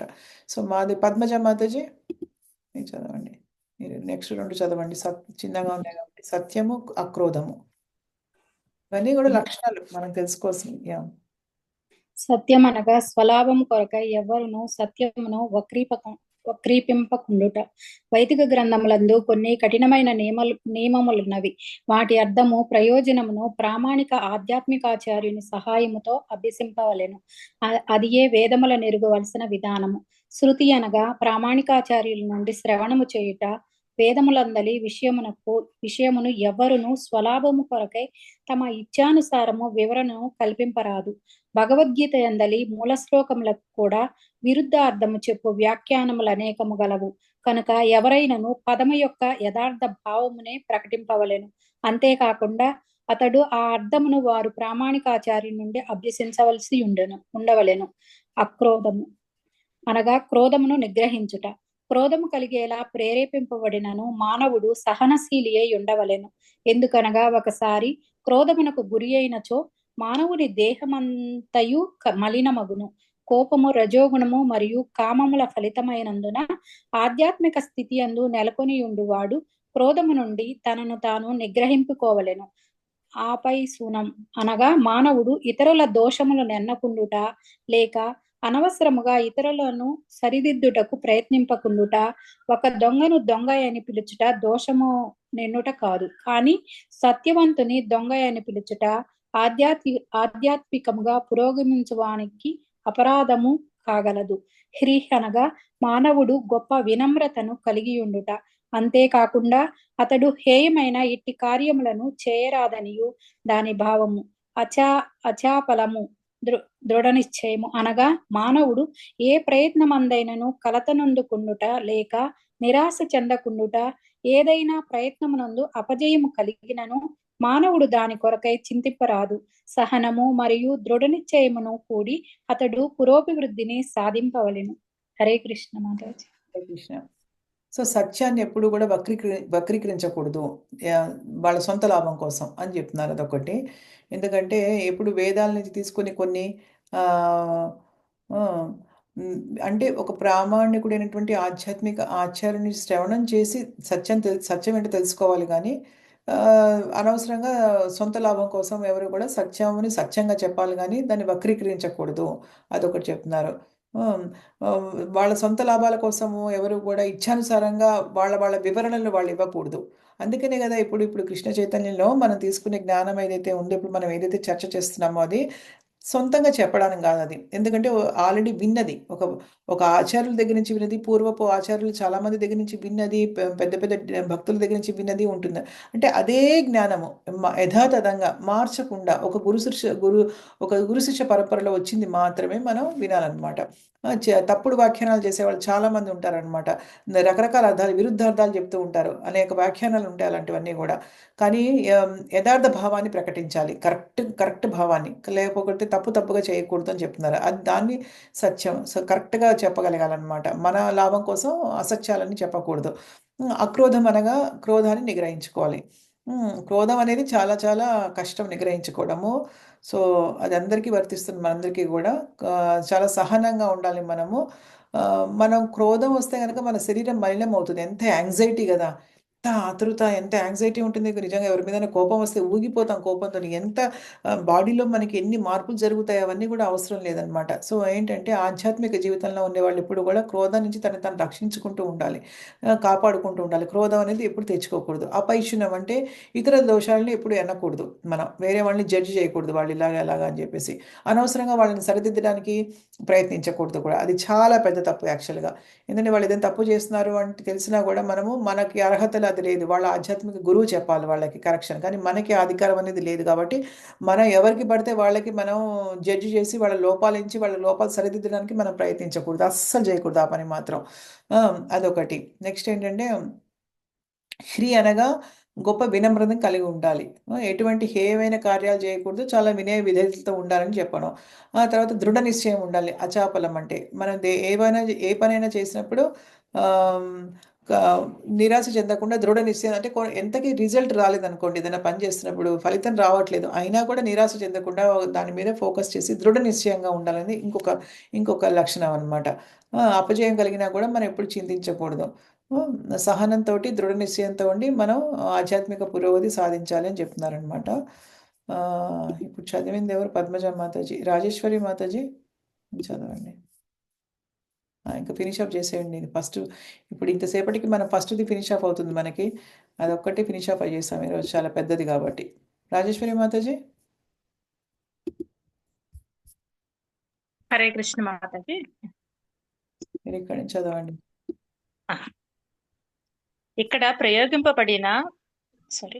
ఇక్కడ ప్రయోగింపబడిన తేజస్సు అను పదము క్షత్రియునకు ఉద్దేశింపబడినది.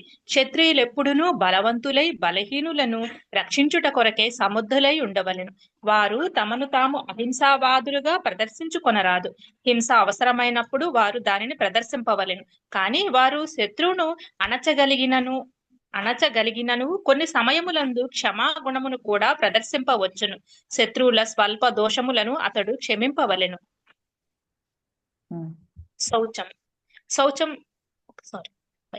శౌచం అనగా మనస్సు మరియు దేహములకే కాకుండా వ్యవహార కార్యకలాపములందు కూడా శుచిత్వమును కలిగి ఉండుట.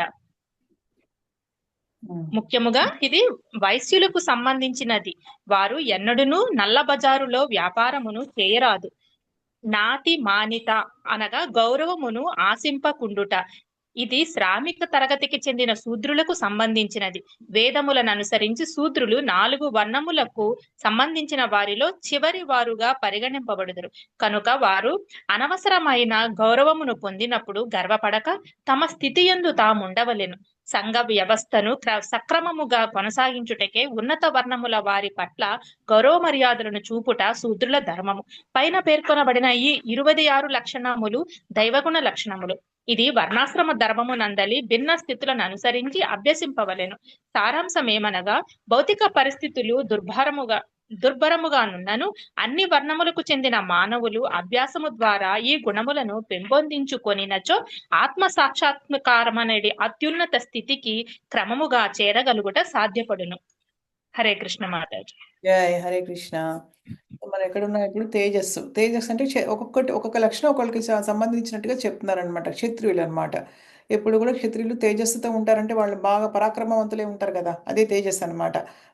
వాళ్ళు ఊరికి తమను తాము అహింసావాదులుగా చెప్పుకోకుండా ఇప్పుడు అర్జునుడు ఎలా అయితే భగవద్గీతలో చెప్తున్నాడో తాను అహింసావాదిగా ఉంటాను, నేను ఎవరిని చంపను, నా డ్యూటీ నేను చెయ్యను, వాళ్ళు నేను ఛాలెంజ్ చేసినా నేను వాళ్ళని చంపలేను ఎందుకంటే వాళ్ళ సొంత వాళ్ళు అని ఎలా చెప్తున్నారు, అలా ఎప్పుడు ఉండకూడదు. హింస అవసరమైనప్పుడు దాన్ని ప్రదర్శించే పరాక్రమవంతం తేజస్సు వాళ్ళకు ఉండాలి, పరాక్రమవంతులుగా ఉండాలి.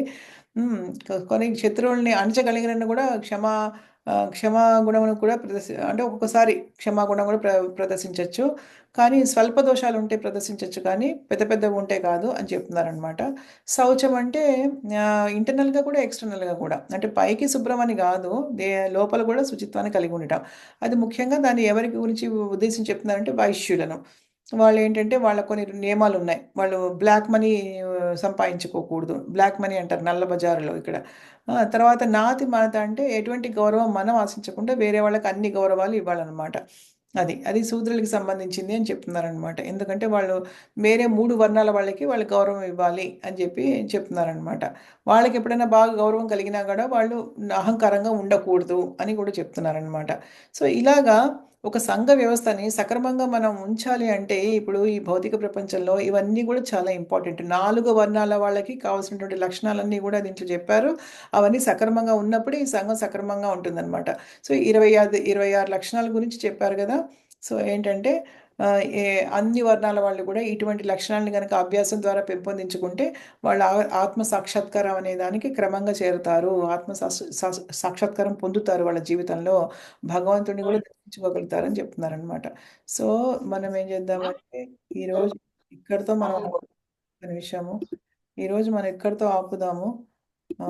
ఈరోజు మన ప్రోగ్రామ్ని ఒక్క నిమిషము స్టాప్ చేస్తున్నాను నేను. ఇంకా ఒకటి అంటే 1 నుంచి 3 వరకు ఇది యాక్చువల్గా 3 శ్లోకాలు అయ్యాయి మనకి ఈరోజు. 1 to 3 26 లక్షణాలు చెప్పారు.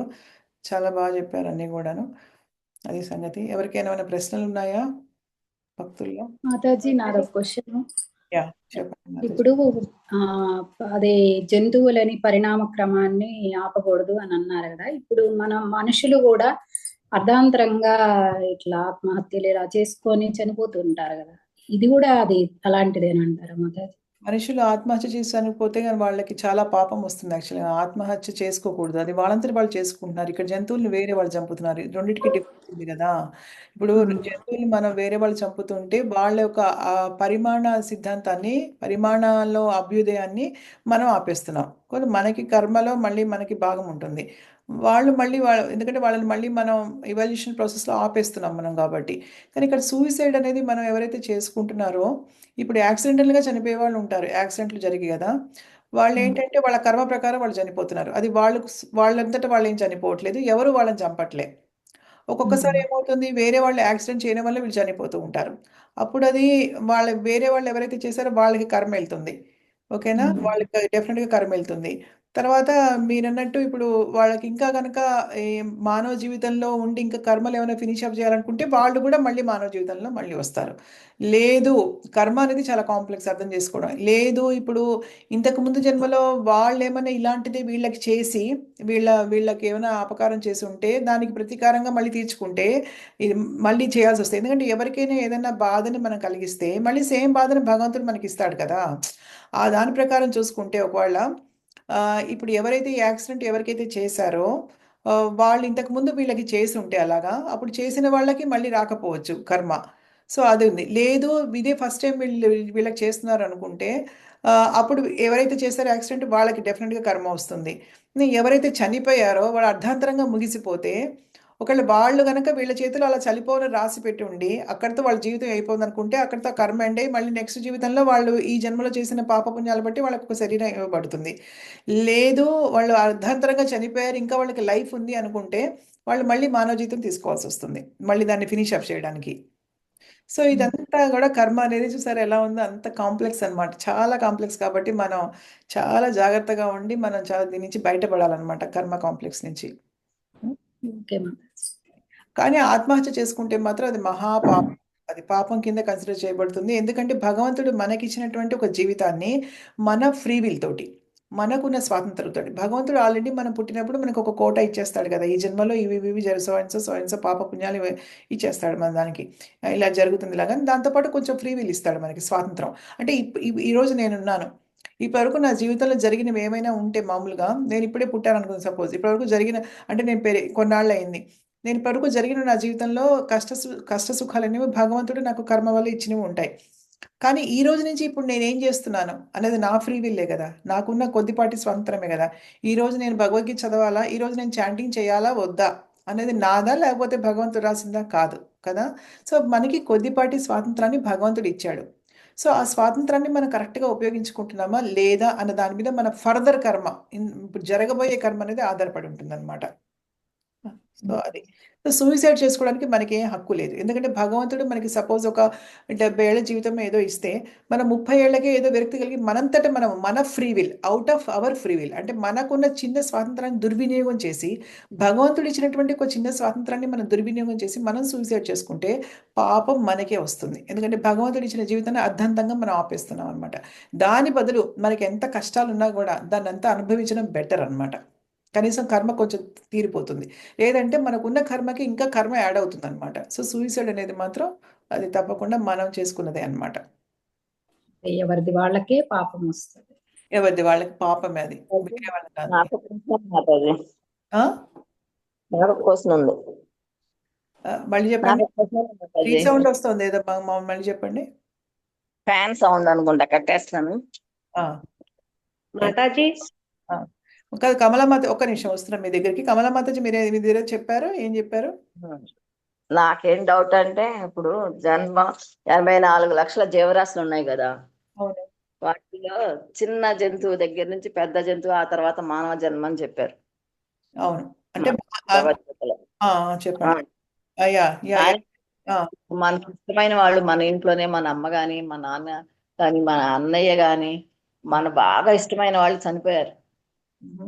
వాళ్ళు తిరిగి మన పిల్లలకో లేకపోతే ఎవరికో ఒకరికి పుట్టాలి అని మనం కోరుకుంటాం. వాళ్ళు ఆ 84 లక్షల జీవితాలు అయిపోయేంత వరకు అలా ఉండాల్సిందేనా? తిరిగి పుట్టరా మనకి? అంటే అది డిపెండ్స్ ఆన్ దేర్ కర్మ మాతాజీ.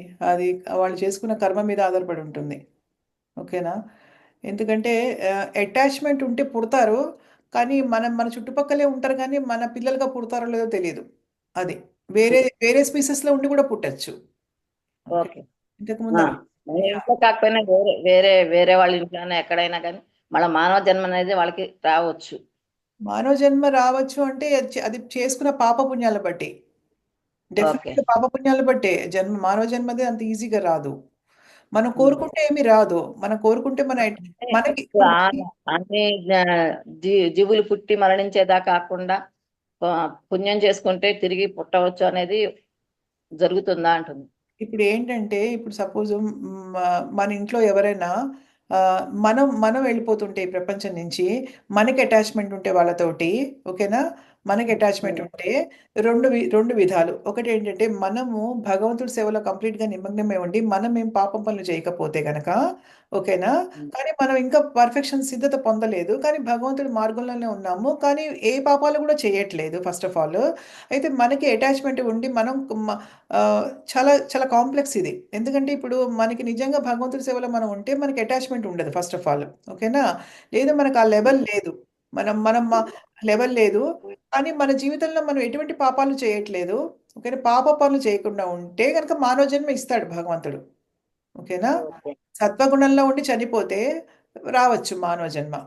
సత్వగుణంలో ఉండాలంటే మనకు తెలుసు కదా, రజస్తమ గుణాలు ఉండకూడదు కంప్లీట్గా, అప్పుడు రావచ్చు. అయితే మన ఫ్యామిలీ మీద అటాచ్మెంట్ తోటి మనం ఉంటే మాత్రం, అటాచ్మెంట్ అనేది భగవంతుడు ఏ మాత్రం ఇష్టపడ్డు. మనకి అటాచ్మెంట్ ఉండి మన ఫ్యామిలీలో వాళ్ళు పుట్టాలి అనుకుంటే మాత్రం, మనం పుట్టాలి అని అనుకుంటే, again చెప్తున్నా కదా, మనకి అటాచ్మెంట్ ఉంటే ఫస్ట్ ఆఫ్ ఆల్ అది భక్తి కింద కన్సిడరే అవ్వదు అసలు మనకి. ఓకేనా? అందుకని ఎటువంటి జన్మ వస్తుందో తెలియదు. ఒకవేళ అటాచ్మెంట్తో మనం పుట్టాలనుకుంటే మాత్రము మానవ జన్మ రాదు ఖచ్చితంగా. మానవ జన్మ రాకుండా ఇంక వేరే జన్మ రావచ్చు, చుట్టుపక్కలే ఉండొచ్చు, వేరే జీవి రూపంలో ఉండొచ్చు. ఓకే. మానవ జీవితంలో మాత్రం ఉండడం కష్టం అటాచ్మెంట్ ఉంటే. అలా కూడా ఉంటుంది. లేదంటే 1-2 జన్మలు ఇవ్వచ్చు కూడా భగవంతుడు. అది కూడా ఉంది. అది కూడా ఉంది. ఓకే. ఓకే. ఓకే. ఎలా అంటే ఇప్పుడు నేను ఒక ఎగ్జాంపుల్ చెప్తాను మీకు దానికి. మా మా బాబు పుట్టకముందు మా హస్బెండ్ వాళ్ళ అన్నయ్య గారు సడన్గా చనిపోయారు. ఆయన బ్రెయిన్ హ్యామరేజ్ వచ్చి, బీపీ ఎక్కువైపోయింది. బీపీ మెడిసిన్స్ సమంగా వేసుకోలేదు, వాళ్ళ ఇంట్లో ఏవో చేశారు, ఏదేదో వేరేవన్నీ వాడి, దానివల్ల ఆయన సడన్గా ఒకరోజు రైల్వే స్టేషన్లో ఉన్నప్పుడు చనిపోయారు. అయితే చనిపోయారు ఆయన. అయితే ఆయనకి ఆయన లాస్ట్ ఆయన వాళ్ళ ఇంట్లో తల్లిదండ్రి వీళ్ళకి చిన్నప్పుడే చనిపోయారనమాట. పాపం మా ఆయన వాళ్ళకి చిన్నప్పుడు పెద్ద ఫ్యామిలీ, నలుగురు అన్నదమ్ములు, ఇద్దరు అక్క చెల్లెళ్ళు, పెద్ద ఫ్యామిలీయే గానీ వాళ్ళ నాన్నగారు, అమ్మగారు చిన్నప్పుడే చనిపోతే ఇతను చిన్నతన్ని చాలా చాలా గారాబంగా పెంచుకున్నారు మా ఆయన్ని అందరూ కలిసి. లాస్ట్ అతను కదా అని. అయితే వాళ్ళ పెద్దన్నయ్య గారికి ఎవరైతే చనిపోయారో ఆయనకి ఇతనంటే చాలా ఇష్టం. అయితే అప్పుడే నన్ను పెళ్లి చేసుకొని నేను అమెరికా తీసుకొచ్చారు. సో ఆయన మనసంతా ఈయన మీదే ఉందన్నమాట.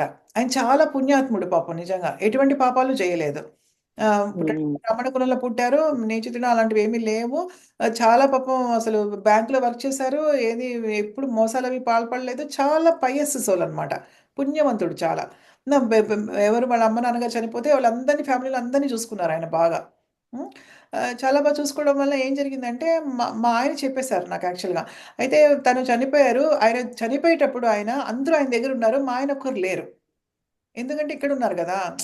ఆయన చనిపోతారని అనుకోలేదు. ఆయన పడిపోయారు. చెప్పను కూడా చెప్పలే ఈయనకసలు. ఎందుకంటే ఈయన ఇంక తట్టుకోలేరసలు. ఎందుకంటే వాళ్ళ అన్నయ్య అంటే పిచ్చి ప్రేమ పెద్దన్నయ్య అంటే అసలు. అయితే అప్పుడు ఏమైందంటే సరే ఆయనేం చేశారంటే మా ఆయన గురించి తలుచుకుంటూ చనిపోయారు. ఎందుకంటే లేడు గదా! చిన్న తమ్ముడు దగ్గర లేడు చనిపోయేటప్పుడు. ఎంతో ప్రేమ ఉన్న తమ్ముడు. అయితే మా ఆయన ఎప్పుడైతే నేను ప్రెగ్నెన్సీ వచ్చిందా కన్సీవ్ అయ్యాను. మా ఆయన ఒకటే చెప్పారు. "మా అన్నయ్య వస్తున్నాడు మళ్ళీ నీ నీ నీ ద్వారా" అని చెప్పేసాడు తను. చెప్పేసాడు. నాకసలు అర్థం గూడా కాలేదే. ఎంత గ్యారంటీగా ఎలా చెప్తాడంటే, "నాకు తెలుసు కదా! నాకు తెలుస్తుందన్నాడు" మా ఆయన అంతే. నాకు తెలుస్తుందన్నాడు అంతే. అసలు తర్వాత ఫిఫ్త్ మంత్‌లో, సిక్స్త్ మంత్‌లోనో ఇక్కడ చెప్తారు గదా! ఎవరో జెండర్ ఇక్కడ చెప్తారు. చెప్పేటప్పుడు నేను నిజంగా ఆశ్చర్యపోయాను. అప్పుడు తనకి ఇంకో కారణం గూడా చెప్పాడు మా ఆయన. ఏంటంటే, ఇప్పుడు నేను రుణం తీర్చుకోవాలి. ఎందుకంటే నాకు చాలా సేవ చేశాడు మా పెద్దన్నయ్య నాకు. మా అమ్మ, నాన్న లేరు గదా! నిజంగా. మా వదినైతే నోట్లో అన్నం గూడా పెట్టిచ్చాడు మా వదిన చేత. నేను తినకపోతే అటు ఇటు పరిగెత్తేస్తుంటే చిన్నప్పటి నుంచి నన్ను చూసుకున్నాడు. నాకెంతో సేవ చేశాడు. ప్రతి చోటకి బ్యాంక్ వాళ్ళకి డబ్బులిస్తే అక్కడికి, ఇక్కడికి నన్ను ప్రతి చోటకి తీసుకెళ్లారు ఫ్యామిలీ అంతాని. చాలా సేవ చేశాడు. మళ్ళీ నేను ఆ రుణం తీర్చుకోవాలి గదా! ఇప్పుడు. అందుకని నాకు కొడుకుగా పుట్టి ఇప్పుడు నా రుణం తీర్చుకోబోయిస్తున్నాడు. ఎందుకంటే చిన్నప్పటి నుంచి తను పిల్లల్ని చూసుకుంటాం గదా మనం. పెంచి పెద్ద చేస్తాం గదా! ఎంతో సేవ చేస్తాం గదా పిల్లలకి. సో, ఆ విధంగా రుణం తీర్చుకోవాలని ఎంత పర్ఫెక్ట్‌గా చెప్పాడు. సో, మీకది ఎగ్జాంపుల్ నాకిప్పుడు గుర్తొచ్చింది కాబట్టి చెప్తున్నాను. ఇంకొకటి. ఇంకొక ఎగ్జాంపుల్. సేమ్ ఎగ్జాంపుల్ నాకు కూడా ఉంది మాతాజీ. Same example. ఆ! ఇంకొక ఎగ్జాంపుల్ గూడా చెప్తాను మీకు. ఏంటంటే ఇప్పుడు మా మా మా ఆడపడుచు వాళ్ళ హస్బెండ్ చనిపోయారు. అప్పుడు చనిపోయారు. ఆయన అసలు ఇంక చెప్పక్కర్లే అయ్యప్ప స్వామి భక్తుడు. ఇంకసలు ఒక కవి అసలు ఇంక జీవితం అంతా ఇంకెలా అంటే ఎంత ఆస్తులున్నా గూడా అసలు చెప్పులు కూడా లేకుండా నడుస్తాడు రోడ్డు మీద ఏంటో. అంత భక్తుడనమాట. భక్తులందరూ గూడా. సో, ఎటువంటి పాపాలు చేయలేదు. మీకిక్కడ నేను చెప్పేదేంటంటే పాపాలు చేయకపోవడం ఒకటి, సత్వగుణంలో ఒకటేంటి మంచి పనులు చేయడం ఒకటి. అప్పుడు అవకాశం ఉంటుంది మానవ జన్మ ఎత్తడానికని చెప్తున్నా నేను. అయితే వాళ్ళ ఓకే. అబ్బాయికి ఇప్పుడు మొన్ననే ఒక బాబు పుట్టే అప్పుడే చెప్పాడు మా ఆయన. వాళ్ళ అబ్బాయి పుట్టినప్పుడే చెప్పాడు. ఆయనే వస్తాడు మళ్ళీ ఆయనే పుడతాడు. నేను నమ్మలేదు. నేను చచ్చినా మళ్ళీ నమ్మలేదు. నీకెలా తెలుస్తుంది అంటే చూడు కావాలంటే అని చెప్పాడు. మొన్ననే పుట్టాడు ఆ అబ్బాయి గూడా. సో, పంపించారు. సో, దీనికి కారణం ఏంటంటే నేను చెప్తున్నాను ఒకటే అంతే. అంతకంటే ఏం లేదు ఇంకా. అటాచ్‌మెంట్‌లు పెట్టుకొని గాదు. మనకి మానవ జన్మ రావాలంటే నేను విన్నది చెప్తున్నాను. అది ఇంకా ఇదంతా చాలా కాంప్లెక్స్ కాబట్టి అల్టిమేట్‌లీ భగవంతుడి చేతిలో ఉంటుంది. ఓకేనా? మానవ జన్మ అవును మాత. చెప్తున్నాను నేను. మానవ జన్మ రావాలంటే మనం పాపపు పనులేమి చేయకుండా సత్వగుణంలో ఉంటే గనక మానవ జన్మ వచ్చే అవకాశం ఉంటుంది. మరీ జంతు జన్మ ఇవ్వడు భగవంతుడు. ఎందుకంటే మనం ఎటువంటి పాపాలు చేయట్లేదు. మనం సత్వగుణంలో ఉన్నాం కాబట్టి. ఓకేనా? అది. థ్యాంక్ యూ మాతాజీ. హరే కృష్ణ. ఇంకెవరో ఏదో అడుగుతున్నారు ఇందాక. ఇంకో ఏదో మాతాజీ హరే కృష్ణ అన్నారు. నేను ఆపాను. నేనే మాతాజీ. నేను అడగకుండానే మీరు నాకు చెప్పేశారు మాతాజీ. నా డౌట్ కొంచెం క్లియర్ అయిపోయిందనమాట. అయిపోయింది. ఎవరికైనా ఏమైనా ప్రశ్నలున్నాయా? నేను ఇదే అడుగుదాం అనుకున్నాను మాతాజీ. ఇప్పుడు పెద్దవాళ్ళు ఉంటారు కదా, కొంతమంది చానాళ్ళ కాలం చేస్తారు. వాళ్ళ ఇళ్ళల్లో వాళ్ళకి ఒక 9, 10 సంవత్సరాలైనా మ్యారేజ్ అయినా ప్రెగ్నెన్సీ రాదు. వీళ్ళు కాలం చేసిన వెంటనే ఒక 2 నెలలకి, 3 నెలలకి వాళ్ళకి కన్ఫర్మ్ అయింది కదా. హ్మ్. వాళ్ళు ఈ రూపంలోనే వాళ్ళకి మళ్ళీ పుడుతున్నారు అంటారు కదా. ఆ క్వశ్చన్ అడుగుదాం అనుకున్నాను. మీరు చెప్పేశారనమాట. మీ బావగారి రూపంలో ఇలా అని అంటే చెప్పి. ఏంటంటే పుట్టడానికి అవకాశం ఉంటుంది. కాపోతే ఏంటంటే మానవ జన్మ రావాలంటే చాలా అదృష్టం చేసుకొని ఉండాలి కదా! ఒక్కొక్కసారి అసంకల్పితంగా భగవంతుడు ఇస్తాడేమో తెలీదు. అది కూడా ఉందేమో తెలీదు. కానీ ఏంటంటే డెఫినిట్‌గా ఆహ్, వేరే వాళ్ళకి అపకారం చేస్తే మాత్రం మానవ జన్మ రావడం చాలా కష్టం. వేరే జీవులకి ఎందుకంటే అందరూ భగవంతుడి బిడ్డలు కాబట్టి వేరే వాళ్ళకి అపకారం చేస్తే మాత్రం, వేరే వాళ్ళ దేహానికి కానీ అపకారం చేస్తే మాత్రం మానవ జన్మ అనేది కష్టం. ఎందుకంటే మనకి దానికి తగ్గట్టు అనుభవించాలి కదా, మళ్ళీ మనం కూడా అనుభవించాలి కదా, మళ్ళీ మనకి కూడా ఆ జీవి శరీరం రావాలి, మళ్ళీ మనని కూడా వాళ్ళకి అదే పెయిన్ మనకి ఇవ్వాలి. సో అలాంటప్పుడు కొంచెం కష్టం అవుతుందని నా స్క్రిప్చర్ పరంగా అయితే అది. మరి ఇంకా ఏమైనా ఎప్పుడైనా కన్సెషన్స్ ఏమైనా ఉన్నాయేమో భగవంతుడికి తెలియదు మనకి, ఏమైనా డిస్కౌంట్లు అలాంటివి ఏమైనా ఉన్నాయేమో భగవంతుడికి, నాకు తెలియదు. కానీ అదే మాతాజీ, మేము ఇప్పుడు దీంట్లోకి వచ్చినాక మానేసిన వాళ్ళం ఉంటాం కదా, అట్లా భగవంతుడు అప్పుడేమన్నా మాకు కృప ఇస్తాడా? డెఫినెట్ గా మీరు మానేశారు, మానేయడమే కాకుండా చాంటింగ్ చేస్తున్నారు. ఇంకేంటి మీ ఎప్పుడైతే మీరు మానేసి పశ్చాత్తాపడి మానేసి చాంటింగ్ చేస్తున్నారో, ఇప్పటి వరకు ఎంత హింస చేసినా అన్నీ కూడా తీసేస్తాడు భగవంతుడు, అన్ని 100%. ఓకే, మీకు డోకా లేదు ఇంకా. మీకు భగవంతుడి దగ్గరికి వెళ్ళే మార్గాన్ని ఎన్నుకున్నారు, మీరు చేస్తున్నారు అది. ఇప్పుడు స్టార్ట్ అయింది. సో మన ప్రయత్నాన్ని బట్టి ఈ జన్మలోనే వెళ్తామా, ఇంకా కొన్ని జన్మలు పడుతుందా అన్నది తెలియదు, కానీ వెళ్ళడం మాత్రం ఖాయం. ఇది కూడా చెప్పారు మాతాజీ. అంటే ఉత్తమ అంటే ఇంకా మనం ఇంకా ఉత్తములు ఏదన్నా ఈ భగవత్ సంబంధమైన కుటుంబాల్లో కూడా పుట్టవచ్చు అని కూడా చెప్తారు. అది ఎప్పుడంటే మనం ఈ జన్మలో సిద్ధత సాధించలేకపోతే 6వ అధ్యాయంలో భగవంతుడు చెప్తాడనమాట. అన్సక్సెస్ఫుల్ యోగీస్ అంటే ఏంటంటే మొత్తం మనం ఫినిష్ అప్ చేయలేకపోతే, కానీ పాత తీసుకున్నాం, మార్గంలోకి ఎంటర్ అయ్యాం, ఓకేనా, అన్ని మానేసాం, చక్కగా నియమాలు పాటిస్తున్నాము, చాంటింగ్ చేసుకుంటున్నాము, అన్ని చేస్తున్నాము. ఇంకా నెక్స్ట్ రావాల్సింది ఏంటంటే బ్యాలెన్స్ ఉంది కదా, ఏంటి, మనం ఇప్పుడు ఎంత చేస్తున్నాం, బ్యాంక్ బ్యాలెన్స్ ఆల్రెడీ ఉందిగా. ఏది ఏ బ్యాంక్ బ్యాలెన్స్? సంచిత పాపకర్మ బ్యాంక్ బ్యాలెన్స్. మాతాజీ ఒకటి నేను అదే చెప్తున్నాను, మీకు క్లియర్గా అర్థం అవ్వాలంటే నేను చెప్పేది ఏంటంటే, ఇప్పటి నుంచి మన పాపకార్యాలు మానేస్తే ఆ సంచిత పాపకర్మనంతా కూడా భగవంతుడు నిమిషంలో తృణప్రాయంగా పక్కన తీసి పెట్టేస్తాడు. కానీ మనం తెలుసుకున్న తర్వాత కూడా ఇంకా మనం చేస్తుంటే మాత్రం దాన్ని అలాగే ఉంచుతాడు ఆయన. అది అక్కడ లాజిక్. అది పద్మజ మాతాజీ అడుగుతున్నారు. మనం తెలుసుకుని మనం ఏమైతే పాపకార్యాలు చేస్తున్నామో వాటన్నిటిని మనం లాభం లేదు అని చెప్పి మానేయాల్సిందే, ఖచ్చితంగా దృఢంగా నిశ్చయం తీసుకుని మానేస్తే, అంతకు ముందు ఉన్న పెద్ద పెద్ద సంచిత పాపకర్మలు అంటే చెప్పలేము, ఇంకా అది మనం కౌంట్ చేయలేము, అది వేద రాసుల కన్నా ఎక్కువ, వేద రాసులనే కొలవలేము. ఉన్న వాటినన్నింటినీ కూడా తృణప్రాయంగా, ఆయనకి ప్రేమ కలుగుతుంది కదా, డెఫినెట్గా ఆయన కోసం మానేస్తే ఆయన ప్రేమ రాదా? ఆయన పిల్లల్ని మనం హింసిస్తున్నాము, ఆయన పిల్లల్ని హింసించడం మానేస్తే ఆయనకి డెఫినెట్గా మన మీద ప్రేమ కలుగుతుంది. సో ఆయన మొత్తం తీసేస్తాడు అన్నీ, అంతే, ఇంకా నో డౌట్.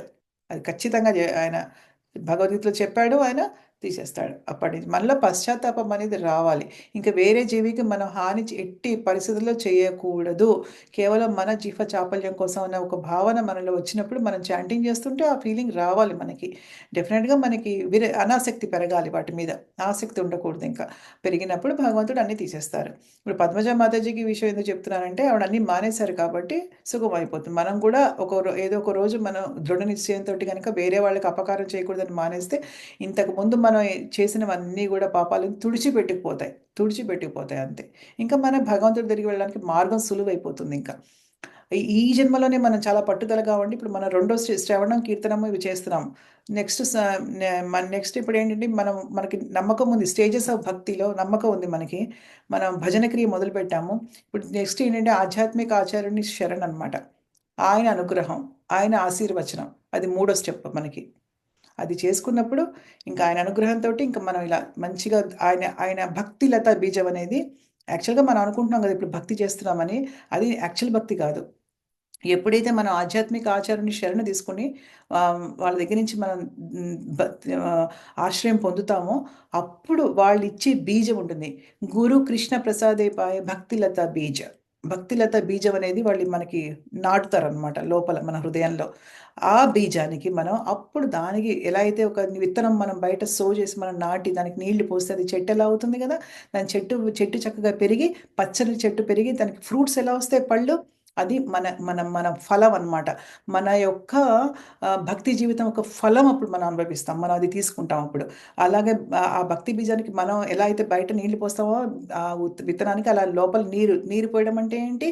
మన చాంటింగ్ ద్వారా, మనం శ్రవణం ద్వారా, మనం చక్కగా నవవిధ భక్తి ద్వారా మనం దాన్ని నీళ్లు పోసుకుంటూ వెళ్తే అది భక్తిలత క్రీపర్ అంటే తీగ ఉంటుంది కదా, భక్తిలత తీగలు అల్లుకుంటూ ఉంటాయి ఇలా మన చెట్లు వేస్తే కనుక, మల్లె పొదలు అవన్నీ కూడా అలా క్రీపర్ అలా పెరిగి చివరికి ఆధ్యాత్మిక ప్రపంచానికి రీచ్ అవుతాం అన్నమాట మనం.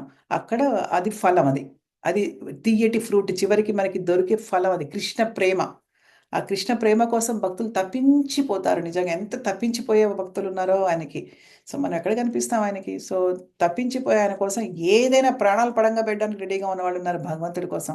మరి భగవంతుడు అంటే ఆర్డినరీ కాదు. భగవంతుడు ధామం అంటే, ఆయన దగ్గర కలుసుకోవడం అంటే, ఆయన చూడడం అంటే, నిజంగా ఆయన సేవ చేసుకోవడం ప్రత్యక్షంగా అంటే అది ఎంత ఆనందకరమైనటువంటి విషయం. అటువంటి విషయం సాధించాలంటే ఆఫ్టర్ ఆల్ ఈ భౌతిక ప్రపంచంలో ఉన్న వాటి మీద ఆసక్తి అసలు ఎంత, అసలు నిజం చెప్పాలంటే అది. సో దానికోసం మనం ప్రయత్నించాలి. గోల్ అది పెట్టుకోండి అందరూ కూడా. అది నేను చెప్పబోయే విషయం. సరేనా? ఓకేనా? ఓకే మాతాజీ. హరే కృష్ణ. హరే కృష్ణ. ఆరోగ్యాలు మంచిగా చూసుకొని సాధన మంచిగా చేసుకోండి. ఆరోగ్యం మంచిగా ఉండాలి. పద్మజ మాతాజీ, మీ ఆరోగ్యం ఎలా ఉంది ఇప్పుడు? ఇంకా రికవర్ అలే ఉంది మాతాజీ, కొంచెం టైం పడుతుంది. అవునా? ఇంకా రికవర్ అవ్వలేదు. జాగ్రత్తగా ఉండండి, మంచి ఫుడ్ తీసుకోండి. సరేనా? ఓకే మాతాజీ. హరే కృష్ణ మాతాజీ. హరే కృష్ణ. శ్రీలక్ష్మి మాతాజీ కదా? శ్రీలక్ష్మి మాతాజీని మాతాజీ. ఎలా ఉన్నారు నేను ఈ మాతాజీ? మధ్యన బాగున్నాం మాతాజీ, బాగున్నాం. ఈ మధ్యన ఇల్లు మారుతా నాకు అటెండ్ అవ్వటం కుదరలేదు, ప్లస్ నెట్ లేదు, అన్ని అలా అయిపోయింది మాతాజీ.